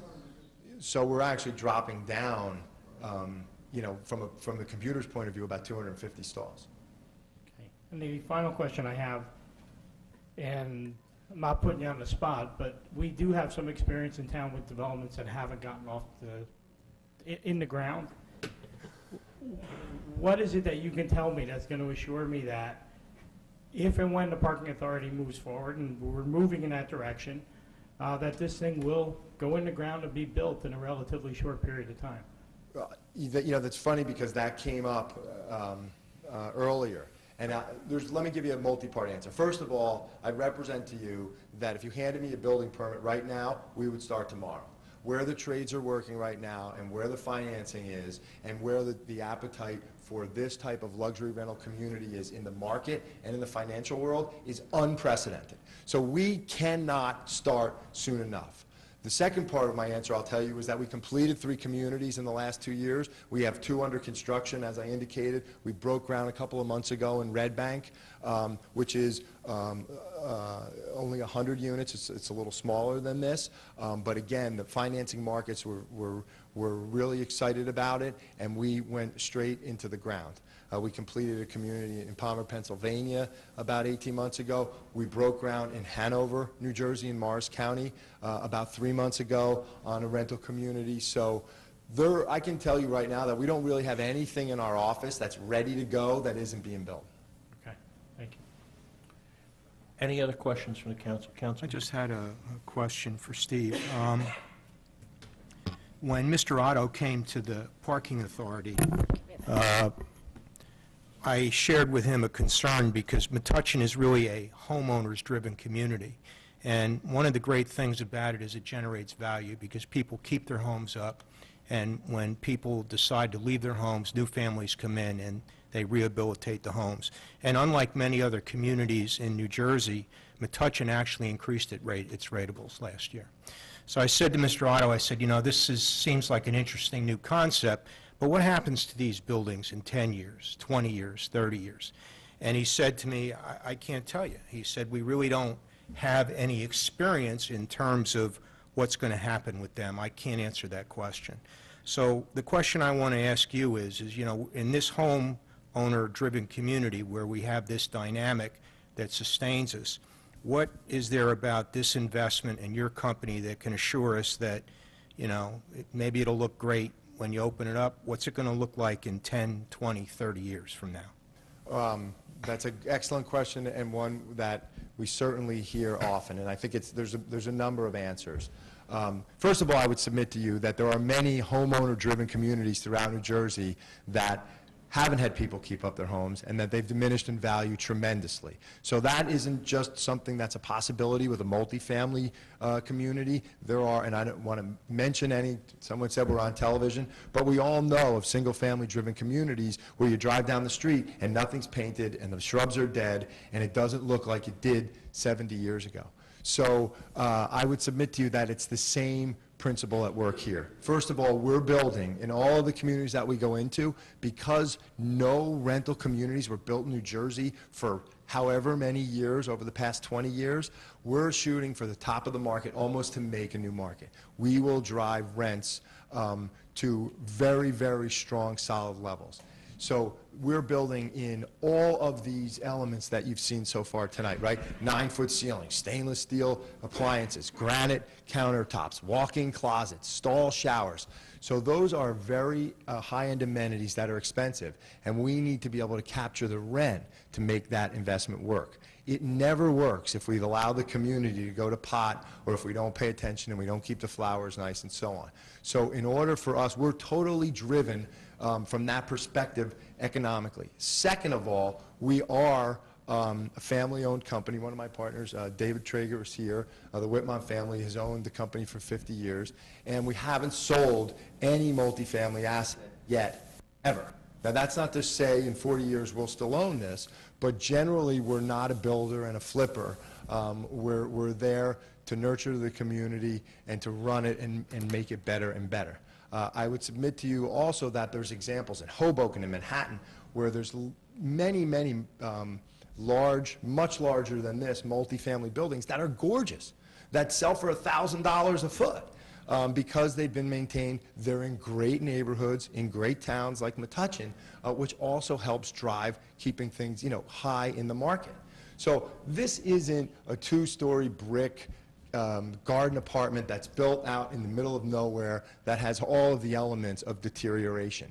It's in an incredible location. Whoever owns it, and I submit to you it'll be us for a while, but whoever owns it will always be driven, in my opinion, to push it to be nicer and to keep it at the top of the market, because you can't duplicate the location and you can't duplicate being in a town like Metuchen. So I don't see that as a real issue in even 30 years. How long would you estimate in a project like this that you have to hold and own and maintain before you earn your return on investment and can sell the property? Is that an approximate figure you can give us? Well, no, only because it depends. We finance our communities through a number of different mechanisms. We have standard financing where we use some of our own money, and then we have a construction lender.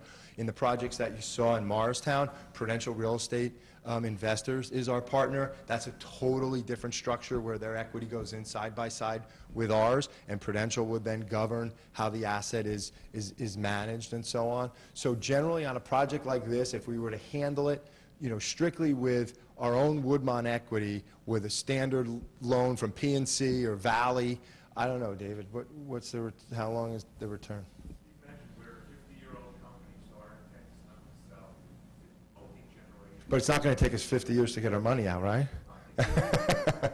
The answer is, when we get closer, I could probably give you that answer, but even if the interest rates move 1.5, that changes the answer dramatically. Okay, thank you. Any other questions from the council? Hearing none, I'm going to open it to the public. If you would come forward, if you have any questions or comments, direct them to the chair, and then we will direct them to... Pardon? Steve, could you place the mic back in the... Oh, yeah, sure. Sorry. I'd like to hang on to that mic, I noticed. You can take one of these. We can get you one. If you would come forward, state your name and address, and then we will direct your question. Eric Berger, 376 Middlesex Avenue. I own some property in the area, and I think that if anything, you want to have a bigger deck, not a smaller deck. There's a need for parking. You're replacing 650 spaces, only adding 100 more.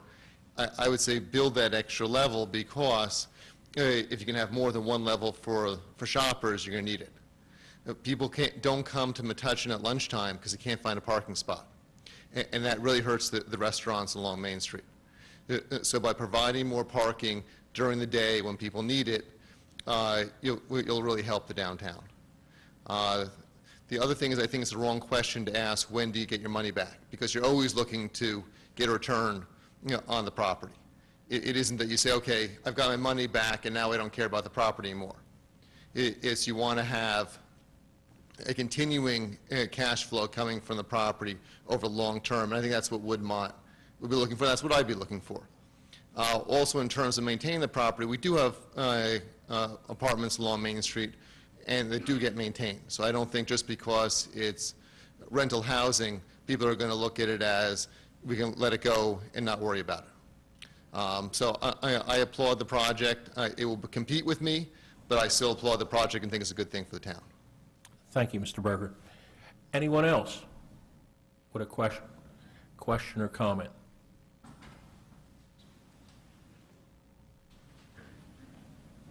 Hello. Tom Ogbar, 36 Linden Avenue. I have to disagree with Mr. Berger. I don't think that there should be more parking. I think if you look at Jim's picture from before, there's an excess of parking in the town, And I think that there can be shared parking within town. You have people using the town at different times of the day. And especially on the weekends, you're going to have a very empty lot, which is going to just be an excess of capacity. So, Okay, thank you for your comment. Anyone else? Just step forth and state your name and address. Diane Anderson, 14 Washington Place, Metuchen. This really is appealing to me as a senior citizen, but I have a couple of questions. Number one is, will any Direct your questions to me, please. will any of the parking places be assigned? In other words, if I lived in one of those units, couldn't I go to my car in a specific place? Okay, I think either Steve or Dante, do you want to? The answer is no, because the garage is sized to be shared. So when a resident who doesn't work in the city or doesn't take the train leaves for work, another commuter is coming in and taking that stall. And so you're getting multiple uses, and that's how we've gotten away from these enormous decks that sit half empty, to the point that was made before. What you will find in the deck, though, is that resident parkers are going to want to be back here, and commuters and retail parkers aren't going to want to be back here. Right. So, as Dante said, once you live in the deck and you get comfortable with it, you start to see the pattern. And one of the reasons that we think this works is because you will get a mass of somebody like yourself coming back to your home, and you won't want the same spot in your home. So you're going to be generally moving towards a part of the deck that's available for residents. But you always have a space. Everyone who buys a permit will always Have a space. And the other one question, I'm sorry, I'm losing my voice. You said you would start the project immediately, but you didn't really estimate how long it would take. I was here in 1980 when we talked about this before, and then I was not a senior citizen, and now I'm thinking, is this going to happen before when I'm ready? Despite all my gray hair, I'm not a senior citizen either. Once we get through this process and the council is comfortable, we'll go into the engineering phase, which will take several months. And while we're doing that, we'll be working on tweaking the existing zoning that's in place for the D1 district so that it matches up with the design I think everyone's getting comfortable with. And then once we have a site plan finished, I'm going to say 6-7 months from now, we go to the planning board, and then we're in the hands of the municipality. My understanding is that they want to see this move quickly, so hopefully that'll be what happens. We also have one other issue. We're going to be doing environmental testing on the parking deck. Not unusual. You're training for there to be something from 100 years ago. So depending on what that requires us to do in the way of remediation, could slow us down or not. You still, that's kind of a vague answer. it's pretty vague. So you're trying to explain it to a bank. Can I have one? So let me just clarify. You said that if we get some approvals, and you will then go with some plans to the planning board. After the planning board, there may be some ordinance changes that are needed.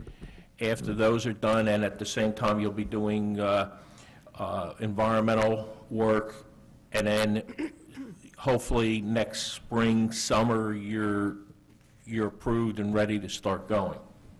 Let me just back up for a second. The ordinance changes would come first. Okay. And while we're preparing those, we'll be doing our due diligence on the property, making sure that the parking authority really owns it and the title issues aren't there and so on. And then once the ordinance changes, and we'll be back obviously to you all for the ordinance changes, are in place. While we're doing that, we'll also be preparing the site plan. A site plan on a community this large with drainage and all will take a while to engineer and prepare to make sure that it's done properly. Then we'll go to the planning board. Okay. After that process, then we have to have construction drawings, but Dante is obviously going to have to build first because we can't have a community without a parking deck. So he will begin the parking deck, and once he gets underway, we think, we haven't really put the rubber, where the rubber meets the road yet, but we think we could start on building 12 while the deck is going up so that we're getting a lot of excitement happening all at the same time. Okay. One last question. How big are the apartments? square feet? Well, we're still tweaking that. We talked about maybe including some studios, but generally they're about 850 to 1,100 square feet. Thank you. Okay.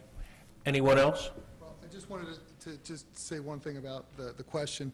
I mean, we've entered into a memorandum of understanding with the parking authority that's put Correct. some pretty stringent dates and deadlines on that, so it's not like this is open-ended in terms of, that we can kind of, dilly-dally on Yeah, this. thank God we have a good attorney for the parking authority. Yeah, so I mean, so there's some pretty strict requirements for, how quickly we get our agreements done, how quickly we go through planning board and things like that, so just wanted to make that aware. And I just, to add to that, we're very mindful of the fact that there was another downtown redevelopment that hasn't been able to get underway. We recognize that, we understand the hypersensitivity to it, and we're prepared to address it. Okay. Anyone else from the public, please step forth.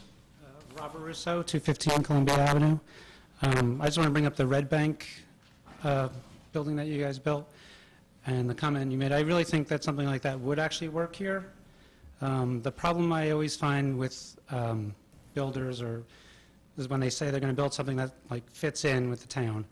And that, on one respect, is fine because it would fit in and people might like that. But we need something here that's going to draw other people into our town. We can't function, we can't survive as a borough on just the people that live here and shop here. We need something, a destination for people outside of this town to come to, because what's the difference, when you build this with the brick and mortar, the concrete and the brick, it'll look like this building and it'll look like other buildings downtown. So you need some contrast in this town. You need something that people are going to talk about, they're going to want to come here and see it. I think that if it goes ahead the way it does, that it's going to fail. Ultimately, I think you're not going to get the retail that you want. It's not going to look any different than Main Street. You want to get people that drive through the town to notice something and stop and buy things here, buy products, spend some time here, and be a part of this town. We can't survive on just the people that live here going to whatever retail or whatever is put up. So I really think they need to rethink the architecture a little bit. The layout, the way it's designed, is fine, but I think the facade needs to change a bit, be something more modern. I think a lot of that will be addressed in the planning board with the site plans that come forth and with working with our planner. Mm-hmm. But I'd like to make one comment. These designs are still conceptual, and when we had the presentation from Woodmont with their architect, okay. And not to, I don't think Steve's doing justice to the design and the intent that the architect provided. So he wasn't, I recall, he wasn't talking about replicating an existing building. He was talking about integrating some elements that exist in Metuchen, existing building, as well as introducing some new elements. So I think this is not what will be built exactly, so there's still work to be done and refinement, and I think, to your point, I do agree about your point about this becoming a destination, and I think it's not just the architecture, I think it's that public plaza or piazza is going to be something that will draw people, and hopefully the commercial or retail that is fronting onto the plaza will start to deliver on those things that you're talking about. So I hope so. It just scares me when they say we want to build things that fit in, and the fact that he said the Red Bank thing he didn't think it would work here, but I think it's something that we need. I just want to say I agree with you. I think we need to start capitalizing on what makes us different than other typical central New Jersey suburban towns. When this building was rebuilt, we had the opportunity to build something great. People might love this building, but when I walk by it, I don't give it a second look because it looks like everything else I've seen in every other town. And I think we failed with this building, too, of not building something a little more modern. I mean, we build things like it's still in the early 1900s. We're in the 21st century, and there's modern architecture everywhere. A lot of people hate it, a lot of people love it, but the fact that there's a contrast there gets people talking, and you become noticed for that. So that's all. I think they need to look at more of that. thank you. Anyone else from the public, please come forth, state your name and address. Hi, my name's Nora Pagel. I live on 313 Midland Avenue. I'm an artist, and definitely am interested. Love the project. Actually moved here from Brooklyn because I thought District of Metuchen was going to happen. as a commuter into the city every day, as Councilman Camano said before, with the platform, I would hope that the town, plus the project, plus Nexus, could figure out something with the New Jersey Transit so that we don't have to walk through cars with chains up 5 cars just to hit the platform every day. It's extremely dangerous. I've almost fallen many times, and I just would hope that you guys could try to maybe work something out with that. But I applaud it. I love it. And I hope it know happens. that that discussion has gone on with our Traffic and Transportation Committee, and we are trying to work with DOT, NJ Transit, and also with our congressional, our Congressman Frank Pallone, to see if we could put some pressure on to get the extension. And one more thing, with remarks about Main Street being able to, keep up with the retail that's going to happen, and I think Main Street, this is going to have to push Main Street to keep up, because to be honest, I walk it every day. It's the sidewalks and things are kind of crazy, and the curbs are, no offense to anybody, but I think it's up to Main Street to keep up with something like this, and I think it's just going to uplift the whole town altogether. So I applaud it. Thank you for your comments. Anyone else? Hi, I'm Angela Sealski, 68 Forest Street. I have a question. What is the size of this proposed public piazza? It's a little bigger than a half an acre. Okay. From the sketches you had, you weren't going to have anything like a central fountain to leave that space interchangeable? Okay. I just wanted to stress during this that we do have a community. It may be a large parking lot, but that parking lot does have a lot of activities where the community does come together. We do a lot of things. We have a big heart here in town, and I just really wanted to, I guess, just stress that even though it's a big parking lot, we do an awful lot there. So if there's any way to leave that space a little more open as opposed to having permanent structures, that might be a benefit. To be honest, half an acre does intimidate me. I don't know, many of our things that we could fit there. Our farmers market right now is quite successful. But we do have even the trucks pull up to sell their wares. It's not the hip, pretty, just tents up. So obviously things have to evolve and change, but I just wanted to stress that maybe a parking lot, but our community does gather there. Angela, I think in the plan too is if to be able to close off part of New Street so that you would be able to go across and use that portion of the street also. Okay, I would just be concerned then with my position and some of the people I work with that when we do have to talk about closing down the street, some of the local business owners on New Street that exist do get a little antsy about the street closures. So I always want to be sensitive to the businesses that already do exist in terms of talking about shutting down that street. Okay. Thank you. Anyone else? Yes, sir. Hello, Tim Kelly, 64 Pleasant Place. So I have just a few questions for Woodmont and then one or two for the government Well, officials. direct your questions here, please. Sure. So the first one, I didn't quite catch how many units were going to be single versus 2 bedrooms or studios. Any 3 bedrooms? What's the mix you have? We don't plan any 3 bedrooms in the market rate units. There will be some affordable units, and under state statute, there will be some of the affordable. Steve, Mike, please. You 'cause can people have to at use the home mic. can't hear you. I apologize. We don't plan any 3-bedroom market rate units, but there will be affordable units included in the community, and under the state law, a certain percentage of them will have to be 3 bedrooms. I'm going to say between 6 and 8. And how many affordable units in total? Well, that's still in conversation. We haven't reached a final number with the parking authority or with the affordable housing folks. So it's kind of a 3-way conversation at the Anything moment. typical for a building of this size or a development of I'm this going to size? say it'll be between 10 and 15% of the units. Next one, if you could just describe a little bit about your marketing efforts and who you're looking to bring to our town. I'm sorry, I'm just trying to get there's 158 1-bedrooms and 93 2-bedrooms, so it's about 60-40. Our marketing efforts here, well, frankly, We don't think we're going to have to do too much marketing because there's nothing that exists like this. We'll probably do some marketing along the train line like we did in Morristown. We'll have a very heavy presence on the internet, and we'll have an interactive website, usually that moves and has music. We will do some marketing within the town. We hope that a certain percentage of our residents will be Metuchen folks, either who sell their home and are looking for something different, or somebody who's recently home from college who works in the city who isn't sure they want to move to Hoboken or Manhattan but wants to have a lifestyle that's a little more communal than, you know, mom's basement. So we'll be marketing within town as well. I would say to you that we'll probably 80% of our residents will be within a 10-mile ring of the community. And I would say most of them will be driven, whether they work in the city, they'll be interested in being able to get to the city easily, whether it's on a weekend or a Friday night or whatever. Okay, so no kind of target demographics in terms of, as you talked about earlier, empty nesters or... Our target demographics, as I indicated, the target we're not, the group we're not targeting is a family.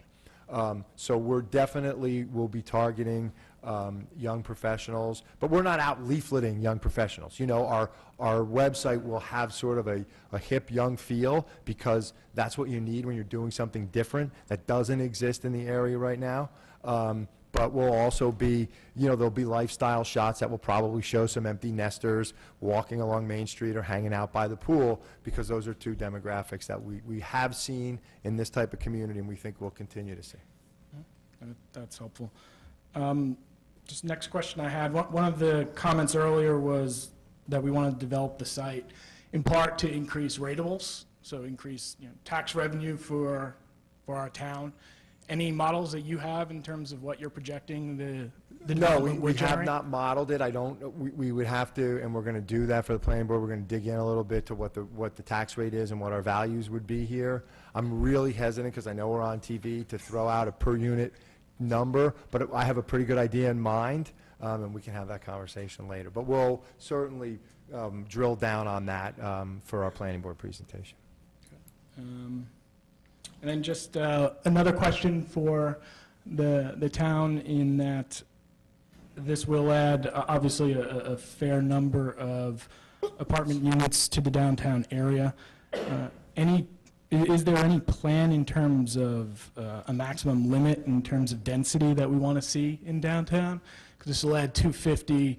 Renaissance will potentially add, if it gets off the ground, another however many hundred. There's at least another 40 that are under contemplation right now between Hillside and one other property for downtown. You know, what are we looking at? And I don't know if that's I'm going to ask yourself. our planner to respond to that. There's zoning in place that allows all of that today, everything that you referred to, or approvals. So it's really, I mean, part of it's what property owners might do or not do. And certainly there's some point at which you hit some points where you may want to pull back. I think right now, as the photo I showed earlier indicates, I think you have some of the blocks that sit in the heart of the community in the downtown, which should be generating the most valuable in the tax base, and they're sitting with a lot of vacant, underutilized land. And so that's always been a target of the master plan, and particularly when we pulled back on some of the density permitted in outlying neighborhoods, try to focus it downtown, within walking distance of Main Street and the train station, you know, kind of following smart planning principles to keep it in the most logical location. So, you know, right now, though, it's hard to say what property owners would do, because I don't think you'll ever see full build-out under the zoning. Any other questions? Just one last question, and I don't know if this is the forum for this question, but what happens to the proceeds from the sale of the property?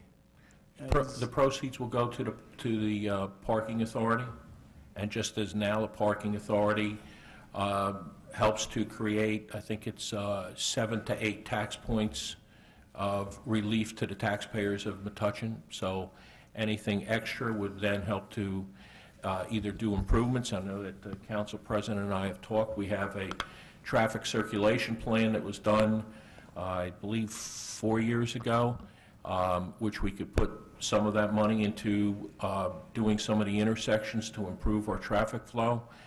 We could do other items and also maintaining the money that comes in now. I believe it's $750,000. Am I correct, Bill? This year was $750 towards tax relief for taxpayers. Okay. Thank you. Okay. Anyone else? Hi, I'm Steve Weisblum, 114 West Chestnut Ave. I have a couple of questions. One, if I understood correctly, the retail component is sort of dependent on, I guess, getting an anchor of a food store or a specialty food store of some sort. If that's the case, what is the backup plan if you can't attract somebody like that, or if you can and they find that they can't compete with our two large supermarkets within a mile or two from the location? What is the backup plan for that space? Just to clarify, and I apologize. Our hope in talking to the town is that we would be able to locate for the big, I think that's a rhombus on the right-hand side, a greengrocer type use. If we can, there are many other retailers in the market. We'll have to go into the market and try to figure out a way to make it work. I raised that just because in the design criteria and the conversations with everybody that we've been meeting, that's a direction. And it's nice when the town gives you a retail direction. Doesn't mean we're going to find a user, doesn't mean we're going to have success there. Excuse me, Steve, would you get by the mic? They're not being picked up. Sure, and the backup plan would be to go into the market and look to lease the space to other users. In your projections and your modeling, are there any scenarios where you cannot rent this retail space? And the reason why I bring this up is, and I'm not familiar with the situation of the owners or of the building at all, but I mentioned the jewelry store that recently closed on Main Street. I think these people did a beautiful job renovating it. It's a beautiful building, and it's unfortunately they either chose to leave the town or they couldn't survive financially. And every time I walk by it, I think, what could possibly go in that space here on Main Street? This beautiful building that almost looks out of place. I'm guessing the rent's on the higher end compared to the other vacant properties on Main Street. So that's my concern, is what happens if you can't rent the space? Well, I mean, there's a price for everything. I mean, at some amount, we will rent the space. And as I think I mentioned to the councilwoman who raised the question, if they were talking about 40 or 50,000 square feet of retail, we wouldn't be standing here. But at 16,000 square feet, that is a manageable amount with hopefully a restaurant and some type, whether it's a grocer or other provider of those types of wares, that gets you to, 4,000 or 5,000, which is a critical mass to be able to move forward. If it sat vacant for 4 years, we'd come up with another idea. We would talk about maybe moving our amenity space into that space and doing something, different upstairs. We talked to the town about, leasing it as a community room. I mean, there's a million fallback positions. The problem is, in order to really get tenants, particularly in this market, you have to build it. It's really, really hard to sign somebody up with a plan and a hole and say, we're going to be delivering in April of 2015 and you should sign a lease. So at some point, we're all going to jump off together and we're going to do the best we can. You mentioned restaurants. Are there plans for a restaurant, maybe another liquor license in town? Liquor licenses are assigned by the state. Okay. We cannot just go a petition to assign for another liquor license. All right? The only way you could do that is if you had a hotel. There are some nuances there where if you had a hotel, then you could possibly get another license. We just can't create another license. We don't do that. The ABC does. Someone could purchase a license from somebody else that's in existence that has a license, but we can't just generate new licenses. Okay. Thank you. Okay? And that's the sad truth.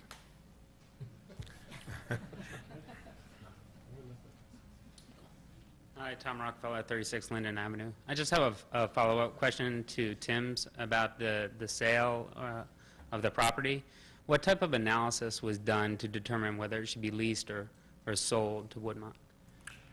Well, I think we had Jeff Otto, who's one of the premier real estate financial planners, and we had our our planner working with the parking authority to determine what would be the best way to go. I know that with the parking deck, we have a grant that could be used or will be used, but the deck has to be maintained by the ownership of the borough. Just as we have an application with the county for open space for the piazza, and that has to stay in the hands of the borough also. Other than that, when we went through the process of the request for proposals, and when we went for the other where we got the 8 interested parties, that was part of their proposals as to what they would want to do, whether they would want to lease or whether they would want to purchase or a combination. Jim, would you want to add something to that? We did have that. We did have that as kind of an open criteria during the 2011 kind of a dialogue with the development. Was there analysis done to determine long-term whether it would be benefit the borough down the road because of the increased property values of that land, since it is in such a close proximity to the train station? I believe that Mr. Otto did that review. Okay. And Tom, another issue was in talking with the developers, the idea, and Steve touched on it earlier, about the ability to get financing. And what we learned from talking with Mr. Otto as well as developers is that it's quite challenging, if not impossible, to get financing under a lease arrangement.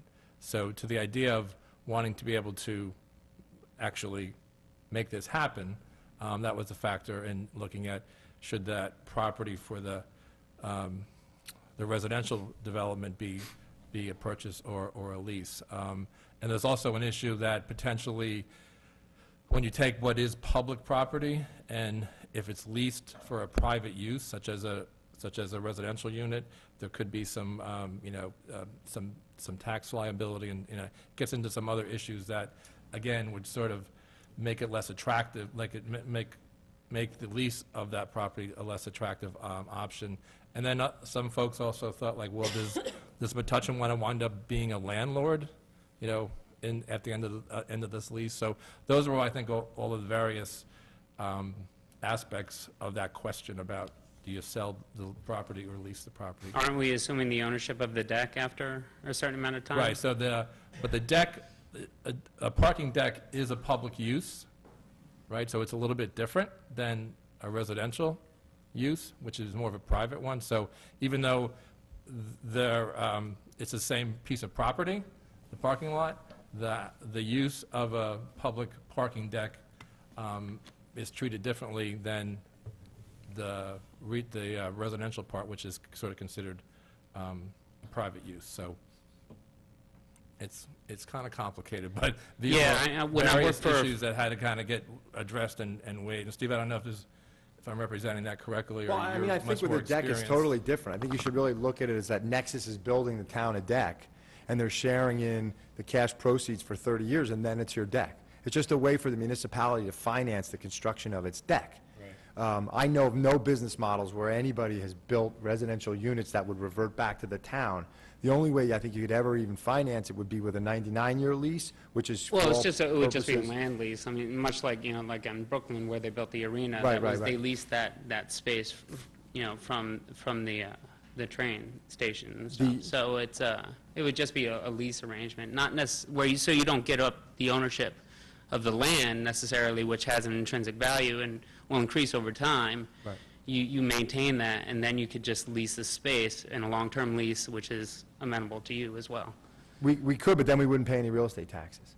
So if you miss on the lease or values do something different along the way, I think the municipality has an enormous amount of risk under a lease scenario. I also agree with what the councilman said. I think a land lease for this type of development from a residential perspective would have extraordinarily chilled the interest of the development community. I think the 7 developers you got would have probably been cut down by a few and at least by one. Yeah. So I think this is without question the best way to drive the value. I mean, what I was getting to is really is being able to look at a document myself where, you know, there was an analysis so I could, you know, look at it, and so the public could look at it, and I just don't recall seeing that. I remember seeing the real estate analysis, which was more about, you know, whether it should be, you know, condos or retail and such. I don't remember talking about the sale of the land and all. And with regards back to the parking, it seems there was a lot of anecdotal, you know, like evidence as to, you know, what would be good or how many spaces and everything. And then it seems like we have from the way I look at it, we have an excess of parking. It seems like there needs to be really a parking analysis done and a parking management plan to be implemented in town. And I think that was talked about before. Okay, thank you. Is there anyone else? Hi, Rosanna Marinucci, 6 Lawrence Street. I have 2 questions. Number 1, no one has mentioned the rentals, the rental prices for the units. And I was thinking of this woman back here on Washington. What are the rental prices? I would have to ask Steve to answer that. A projection? Again, just projections. I think, David, we talked about between $1,700 and $2,200 a unit, depending on 1 bedroom, 2 bedroom, and where the location. I'm sorry, 17 to 22? Yes. Per month? Yes, month. per month. And again, that's going to be driven by location, 2nd floor, 5th floor, what your view is, and all those types of things. I'm getting near retirement age, and originally you had talked about seeing the retirees move into this community. To be quite honest with you, I don't see myself paying that. It seems a little bit out of my ballpark for a rental, but that's just my opinion. I have another question regarding Pearl Street, and I guess that's Center. Will there be traffic lights there? Because I see an awful lot of traffic that would be coming out of that Pearl. I think you're going to see less peak hour traffic when we're built than now. You're getting. I don't see that. Well, let's not debate that, ma'am. Just direct your questions here. You are right now, you're getting 610 people who arrive at the exact same time and leave at the exact same time. Or we're going to take 325 of those spaces, and we're going to deflect them over a much greater time during the day. Our peak hour is spread all over, and we have our own traffic studies from our own community. Okay. But we have nurses who have the night shift, and we have, you know, folks who leave really early for work. We have people who work overnight. So instead of a commuter lot, which is like everybody's here and then everybody leaves, we're going to deflect 300 of those spaces over a 3 or 4 hour morning peak and PM peak. Okay, thank you. Okay, thank you. Anyone else? Just real quick, Robert Russo, 215 Columbia Avenue. Kind of what she was talking about. Now that there's going to be a piazza that they assume is going to be a bustling thing and there's going to be a lot of people there, we're going to need crosswalks of some sort? Is there going to be like we have on Main Street, or how is that going to work? Because there's going to be a lot more people on foot and walking to and from. I think that has to be part of the site plan, and that will be developed with the planning board. We are looking. Who would be responsible for that cost? The developer. Okay. We're looking at folding that intersection into the piazza design and how we can make that work safely, but also kind of also help cheat our development towards Main Street, because that's what we really want to do, is connect the two. Yeah, because even with our lights that we have here, we've had some problems, people getting hurt with the system we have, so I just wondered how that was going to be taken care of. Yeah, we talked about that earlier, and I agree, and I'm glad, and I applaud the town for having their bicycle and pedestrian committee, because there are a lot of tools out there right now that can be implemented that not only make people drive a little slower, but get people using their head that are crossing the street with an iPod on or whatever, that get their attention. Okay. And Steve, didn't you mention perhaps like with the raised, the surface, the road being raised with the curbing, sort of a different approach for curbing? I think that would tend to cause traffic to calm a bit compared to the street today. In the concept site plan, you can see that we're working on these intersections, and what exactly goes on there will be the subject of conversations between us and the town as we move forward. But clearly, we're interested in pushing out what we're doing at the piazza to not only help calm the traffic, but also really to increase that whole experience. Anyone else from the public? Sorry. I just forgot, I really do support this project, even though it may not have sounded like that. I think it's gonna, it's an awesome, I think it's gonna be awesome for the town. I just want to see it done right and correctly, and I want to see it benefit the town long-term down the road. And so That's do why we. I'm asking the question. And so do we. And thank you, Mr. Rockefeller. Hearing no one, sorry, can we limit it to 2 more people, or Maybe unless very there's quick. something? Tyreen Reuter, 16 Durham Avenue. All of my artist friends would have my head if I didn't say public art in the public space. Please keep an eye on that. We have a lot of artists here. We are the Brainy Borough. The other thing is the Greenway is not that far away from this. And you might want to think about, not only in marketing, because for people who use the Greenway, it's wonderful, but perhaps trying to, entrance, exit, that would be a great public space to get people out into from so that's it. Thank you. And I support the project. Thank you very much. Thank you. Is there a Metuchen Arts Council that we can meet with? Yes. Yes. Is there someone else? Patrick Gibson, 72 Lake Ave.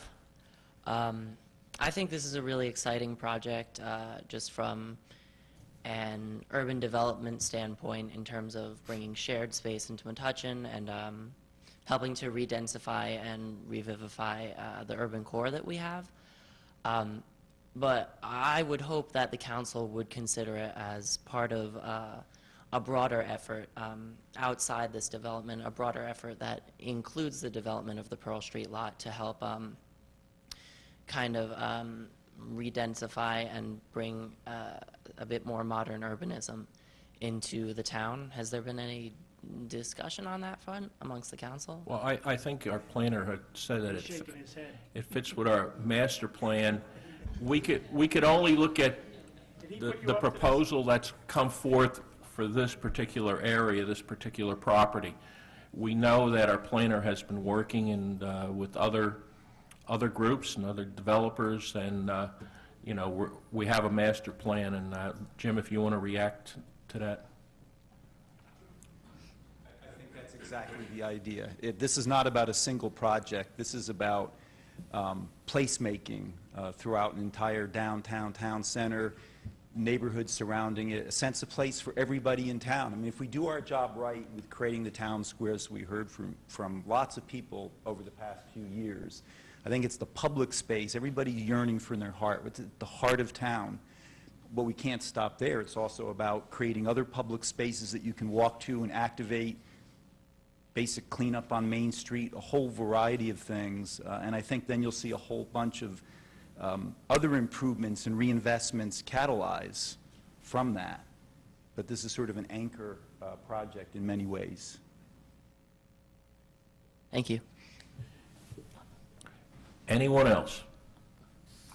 Hearing and seeing none, I'm going to close that section of the meeting.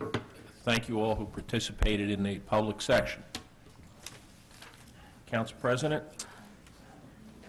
Your Honor, I move that the communications consent agenda, item number 4, be received.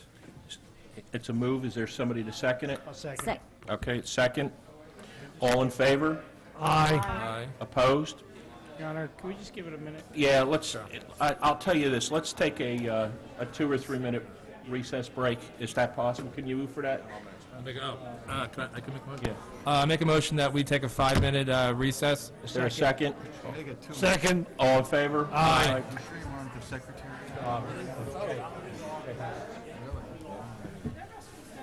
Okay.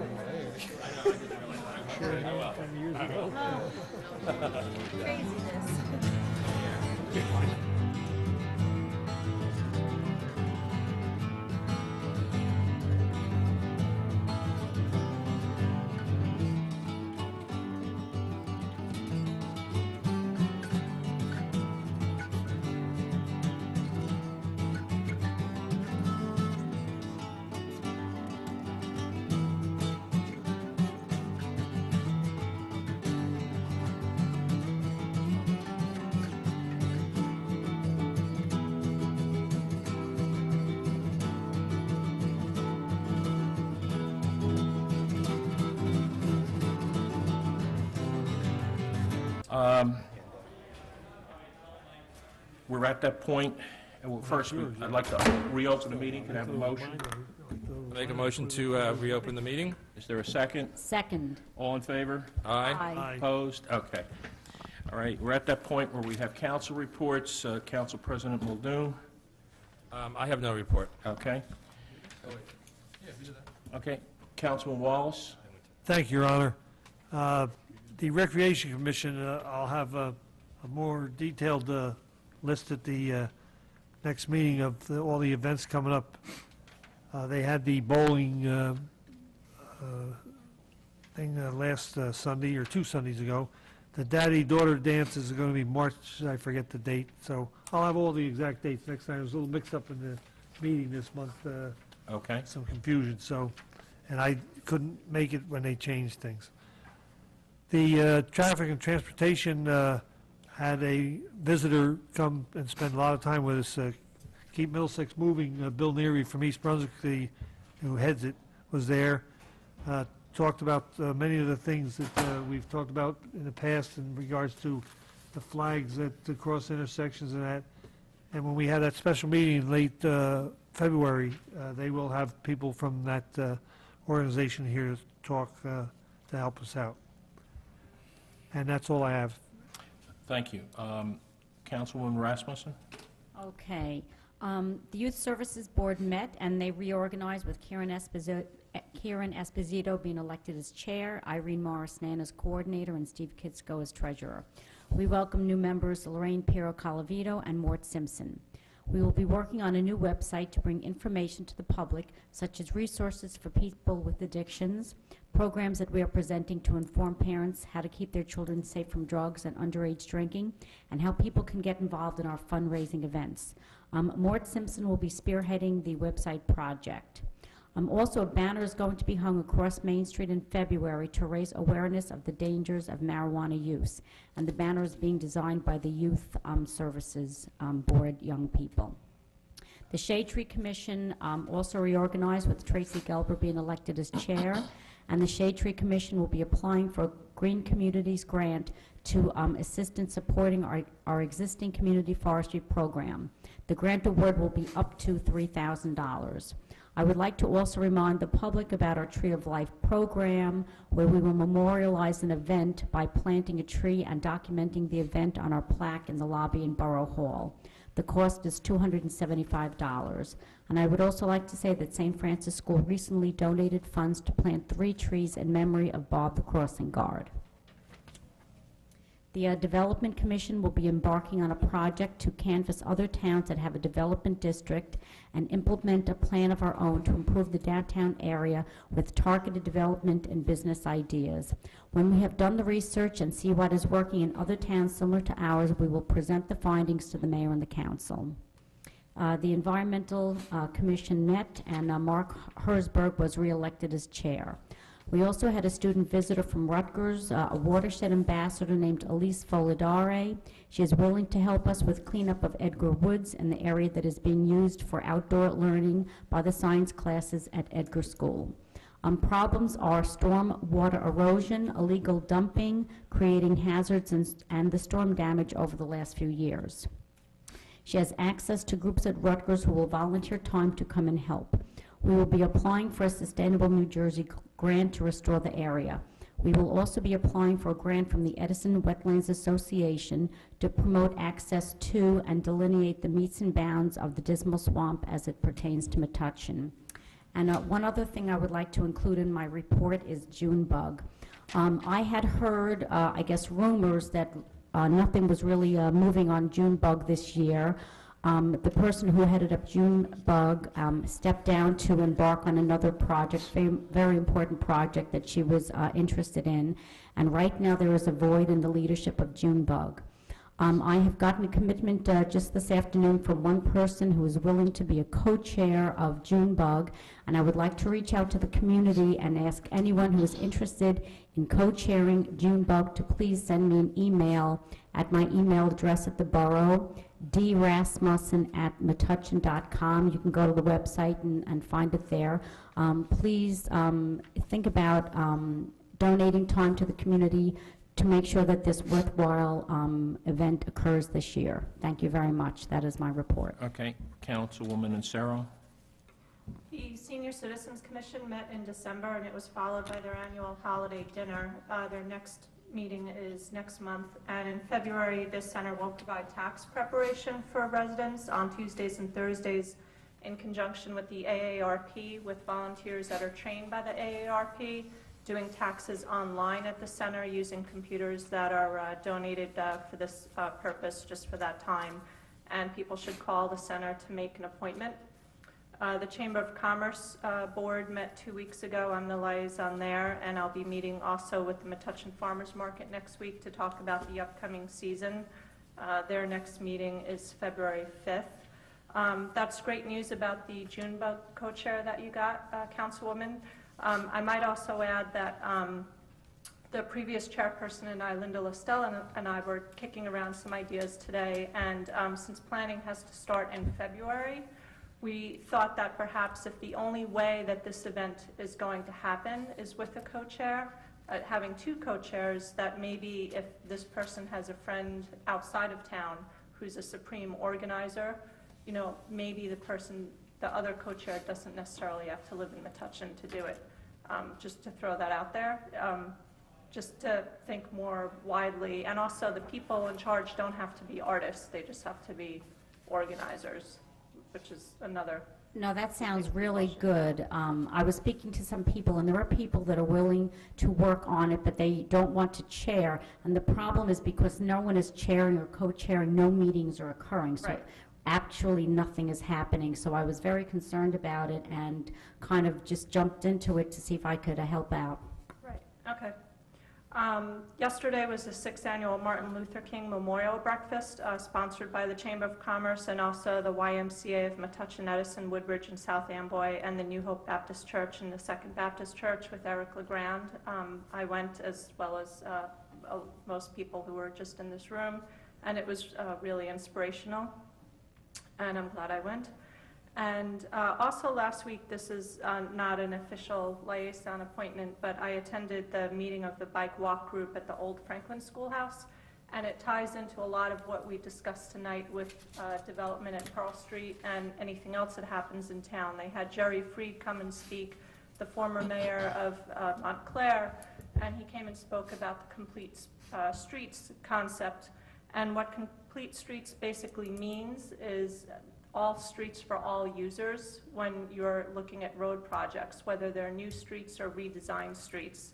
This is the New Jersey State Department of Transportation policy now, and it's also the policy of 3 counties and 41 municipalities. And it's also becoming a checkoff requirement on grants, and I learned that Metuchen will lose points if we don't do it. And Mr. Fried is willing to come into a Borough Council meeting and do a presentation for the council if we'd like him to do that. So perhaps if you want him to come, we can set that up. I would prefer that he meet with Traffic and Transportation first and go through the appropriate committee, and then if they want to make a recommendation, then we could go from there. Well, I think I would like to learn more about the complete streets. I think it's something that the council should hear about. I don't know if you want that to happen after the Traffic and Transportation. No, if Traffic and Transportation wants to do that, I think there's a procedure that should happen, just like with the flag crosswalks. It should go through that committee and then come to us. His usual procedure is actually to usually just go straight to the governing body, because it's the governing body who typically gets involved from the get-go. He could come to the Transportation Committee. Maybe it would make more sense to have the committee come to the Borough Council meeting. Because I think it would be good when there's going to be that town talks on safety, and I think February 25th is the date. And that, as we've talked about before, that meeting really should be focusing on action plans and, what are we going to do to address the issue. And I think we need to understand what complete streets policy, what that means, so we can determine if that is something that's going to be applied as one of the solutions. So when is the Traffic and Transportation Committee meeting next?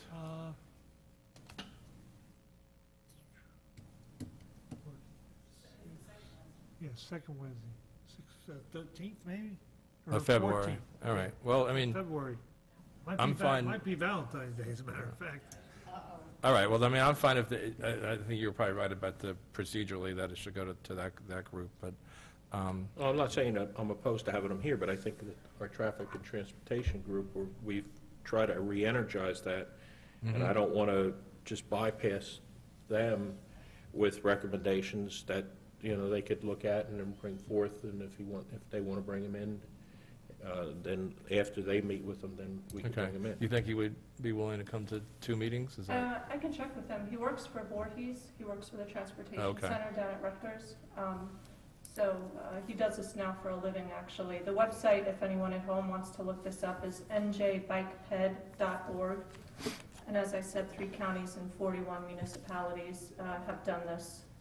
And it means that your streets are not only built for cars, but also walkers, bikers, runners, non-drivers, families, seniors. No, it sounds like something. It's a planning concept. Yeah.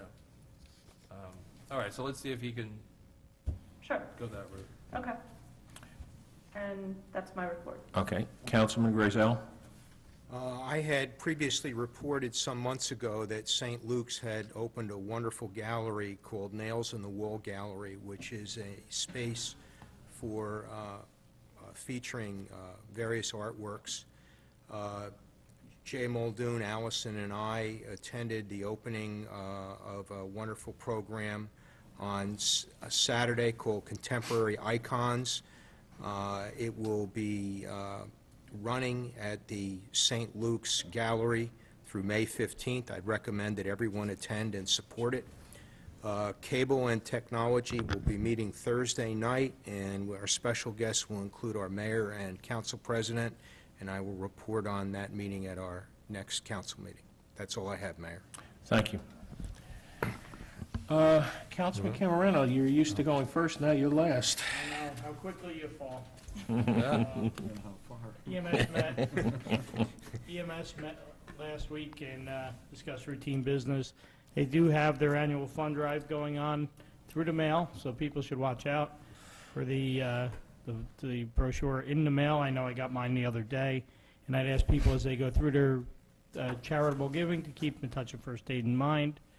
The library continues to work on their budgetary issues as well as issues pertaining to improving programs and also the physical appearance and structure of the library.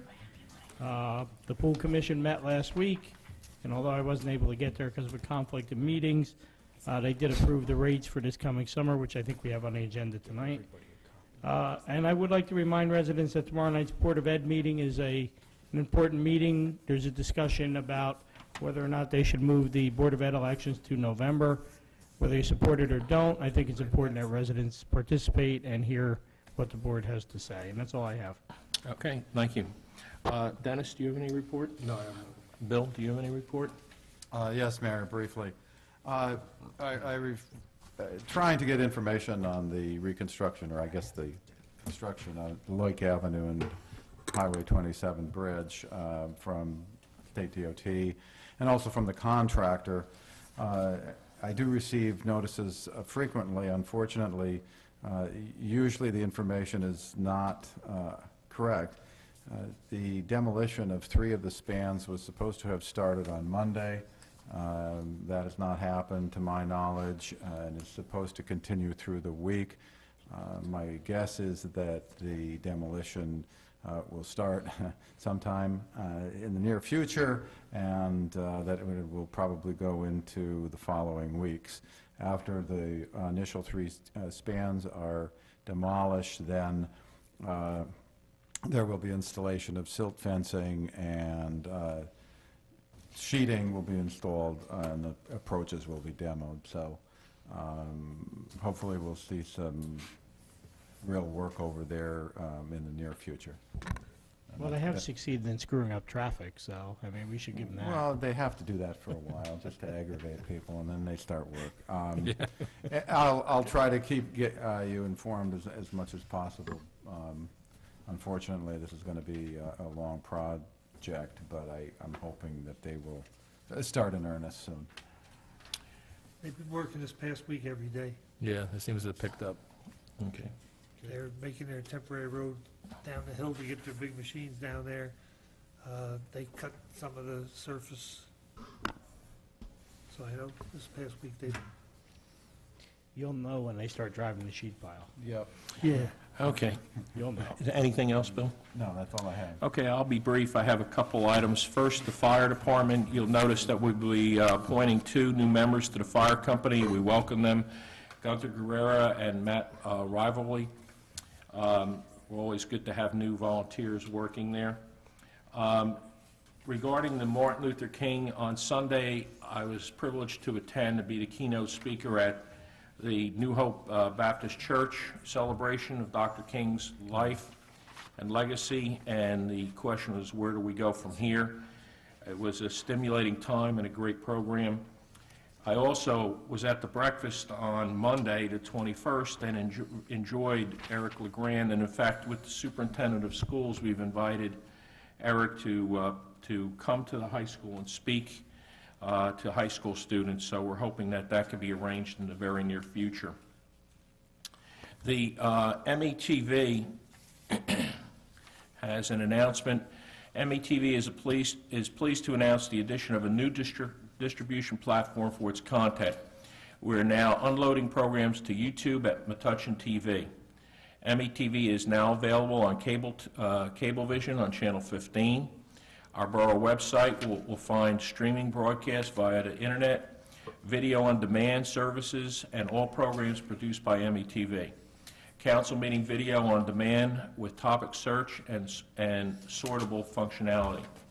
On Roku, which is over-the-top box that connects your TV and provides video services available from the internet, METV's video on-demand service can be found under the Special Interest Program category labeled PEG.TV, and now on YouTube. METV's will continue to develop additional platforms to provide content to all mobile devices, and that's just from Rich DeSimone. Now, on the agenda today, I just wanted to speak right now on number 6. We have this resolution. We had a group come in right before Christmas about closing the developmental centers in Woodbridge and in Totowa. This kind of hit home because growing up I had an uncle that was in a developmental center like this, and ironically the next day when I had a call at Metuchen High School, one of the secretaries there has a brother at Woodbridge. So it is important that we oppose the closing. Many of these folks cannot take care of themselves. They are in wheelchairs that are 4 to 5 feet wide. They will not work in a group home. A group home will not have the type of facilities or the capability to handle them. And if we can't take care of the least of our people, the ones with the most need, we really should re-examine what we're doing. And so I'm pleased that we have this on the as a resolution tonight. I've also called our assembly people, and I am still trying to call and get in touch with our senator. She's been very busy and had a death in the family. But I'll be speaking to her about this, and both of our assembly people are on board. They don't want to make this cut either. So I think it's important that we talk to as many legislators as possible about this cut, because I don't think they realize what detrimental effect it will have on the people that are living there. And as an aside, we have a number of residents that are workers there in our town, and so we will be duly affected in that way. So I want to make sure that you pass that resolution, which is number 2013-33. Excuse me, Mayor, I forgot about this earlier. I want to wait till you finish your talk. We talked about an ordinance for a stop sign at the corner of Memorial Parkway and Rose Street. I talked to the police chief. He's in favor of it. He had his traffic unit check it out, and they reported back to him that they recommended also. And the amount of traffic going by there now, you wouldn't believe. They did a traffic watch for a few hours one afternoon, and 500 cars came down Memorial Parkway. Okay, so. And that used to get 2 back in the day. All right, and I know you said that Right. traffic had already talked about this. And So Dennis, will you work? if we could get Councilman, the and ordinance an ordinance for first reading maybe at the next meeting? For, Yeah. for first reading, okay? Thank you. All right, Your Honor, I move that the consent agenda items 6 through 14, resolution number 2013-33 through 2013-41, be received. Okay, there's a move to those resolutions. Is there a second? Second. Okay, all in favor? Aye. Okay. Your Honor, before we do the next resolution, I have to recuse myself on it. While I don't do business with the firm, previous to this, I've learned that one of my partners has had some discussions with them, and again, just in the interest of being on the conservative side, I'm going to recuse myself on this. I appreciate that. Okay, can we have that resolution moved? Sure. I move that consent agenda item 5, resolution number 2013-13 be received. Okay, is there a second? Second. All in favor? Aye. Aye. Okay, Thanks. all righty. Before I do the bill resolution, Katie, I need a little help. Is the correct amount, is it $2,894,96682? Yes. Thank you. All right. So I move that the bill resolution in the amount of $2,894,966.82 be received. Okay, so there's a motion to move that. Is there a second? Second. Okay. All in favor? Aye. Okay. We've already made the appointment of the engineer, and now we have 2 ordinances to introduce. Okay. I motion that ordinance number 16 be introduced and taken up.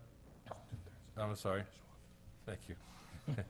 The ordinance number is 2013-1, be introduced and taken up on first reading. Is there a second? Second. All in favor? Aye. Okay, good, all right. So Katie, would you read the ordinance by title only? Sure. An ordinance to amend the code of the Borough of Metuchen, various chapters to amend certain application, license, and permit fees.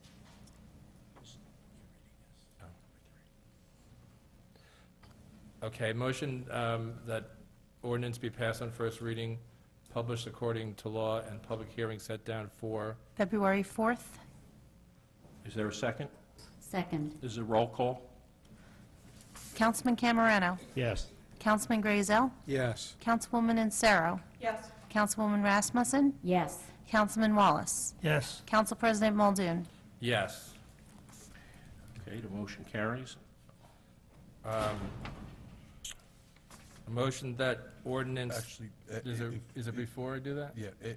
if I just may, the draft ordinance that I had passed out, it's titled, "An Ordinance Amending Chapter 59 of the Code of Metuchen entitled Animals." There's a typographical error in Section 59-33. It refers to initially refers to and I'll just read it to make it easier.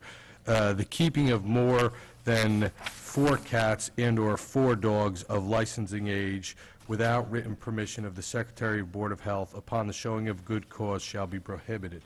The denial of permission for the keeping of more than, the version you have says 2, that should be 4 cats and/or 4 dogs of licensing age shall be subject to appeal of the Board of Health. And if you'd like, I can explain just very quickly what the ordinance does. In a nutshell, it does 3 things. It expands the number of licensed dogs or cats you may have from 2 to 4 without written permission. Currently, you're only permitted to have 2 licensed cats or dogs without written permission from the enforcing official. So the first thing it does, it expands it to 4. Another thing it does is it shifts the oversight of the number of cats and dog licenses from, currently it's considered the enforcing official, who is the health inspector. It shifts that to the Secretary of Board of Health. That is the person who issues the license. It's believed that it's easier for the person who's issuing the license to monitor how many there are. You're not solely limited under the draft of the ordinance to 4. You may be able to get permission for more than 4. However, you have to show good cause for receiving more than 4. And even if the Secretary of the Board of Health denied that, there is a right of appeal to the Board of Health. That's also contained in the ordinance. The last thing the ordinance does is it expands the prohibition of feeding of wildlife from private property to also to public, from public property to now include private property as well. There are exceptions in the ordinance relating to feeding of birds. So that's the changes in a nutshell. Thank you. These are recommended by the Board of Health. Right. And the health officer. That's why they came forth. Right, so I wanted to add, before we move on this, wanted to ask Councilman Grazel if he could just give us a little context from the Board of Health as to... Well, I think the resolutions were discussed because our Board of Health inspector felt that the regulations were honored in the breach and that they were not being properly monitored and enforced because the inspector really has no direct dealings with the licensing of animals. And he said that in most towns, I think Dennis agrees with it, it's a licensing official that does it. The other thing is that the 2 and 2 seems a little outmoded in Metuchen, especially since we seem to have a number of families in town who rescue animals and keep them in larger numbers. So we thought that raising the numbers would more reflect reality and more likely to induce compliance with the ordinances. So I think the initiative came from the Board of Health inspector. It was discussed by the members of the Board of Health who recommended the changes. Did the Board of Health, were there some issues relative to the wildlife feeding? Yeah, without getting into too many specifics, apparently there have been some complaints in town about private homeowners who have turned their yards into feeding for local pets, sort of turning their properties into Irish pubs for local dogs and cats. Hey. And under the ordinances, which only prohibited doing that on public property, the Board of Health inspector had no authority to try to persuade the private property owners that maybe they ought to change their behavior. So what Dennis basically did is change that not only to include public property but private property, but also change the definition from wild animals, which to also include domesticated animals who are strays and or are not licensed. Okay. All right, thank you for that background. So I'd like to motion that ordinance number 2013-2 be introduced and taken up on first reading. Is there a second? Second. Just with with those changes. With the amended correction that the borough attorney mentioned of the change from 2 cats, 2 dogs to 4. Okay, is there a second? I just have a question. You need a second. I'm not really happy with all of the provisions in this. So when will we have time to discuss it other than tonight? Well, if we second it, then we could discuss it. We need a second. I'll second it. Okay, there's a second. Now we can discuss it. I mean, I've just listened to what Ron said about reasoning why they want to include domesticated animals that might happen to be stray or gotten out of their house or loose or whatever. But I don't know. I don't feel comfortable with calling domesticated animals and putting them under a listing of wild animals, I'm not comfortable with it. Actually, just to clarify, I mean, although it's domesticated animals, it's domesticated unlicensed animals. So, I mean, if a dog got out of someone's house, this wouldn't apply because, I mean, the dog should be licensed. Right. So you're not talking about a dog that gets out who's a licensed dog that's a stray, and you're looking for No, Fluffy and that's where's not, Fluffy? that's not in the definition of wild animals. Okay. You're talking about preventing a situation of someone feeding 15 feral cats on their property and hoarding them and whatnot. Or possums and Right. raccoons and bear. Fair. It's good for tourism. You're right, we should have sold tickets to get down Maple Avenue that night. I'm only kidding. So does that satisfy your concerns? That was one of my concerns. And my other concern, and maybe this is going to seem silly, but when you're talking about no person shall purposely or knowingly leave or store any refuse, garbage, blah, blah, blah, and to me, when you have bird feeders and stuff, you're always going to attract squirrels. I mean, I don't know any squirrel that you can prevent from getting to any kind of seed food for birds. You know what I mean?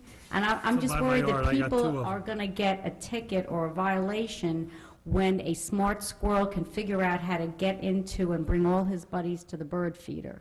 I mean, there's an exception for the bird feeder. Feeding of songbirds and other backyard birds shall be permitted outdoors at such times and in such manners that, one, such feeding does not create an unreasonable disturbance that affects the rights of surrounding property owners and renders other persons insecure in the use of their property, and two, does not create an accumulation of droppings on the ground, on the property and surrounding properties, and three, does not become an attractant for rodents or other wild animals, and four, bird feeders are placed at least 5 feet above the ground. I mean, so there is an exception to the ordinance. Dennis has brought his considerable legal prowess to exploring all angles of this problem. Well, I think what we're trying to do is not have somebody have 15 feeders and, you know, something like that where it becomes a huge problem to everybody in the neighborhood.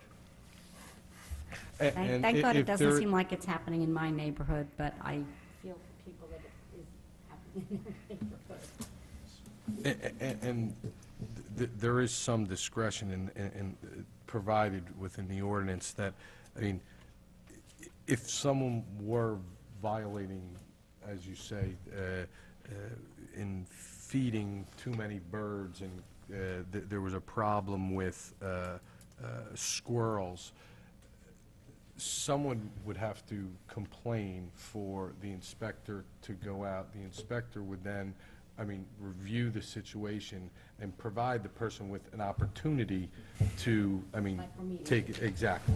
I mean, and that's also in the enforcement provision. Okay. Thank you. Okay, so there's a motion and a second. All right. Voice vote in this?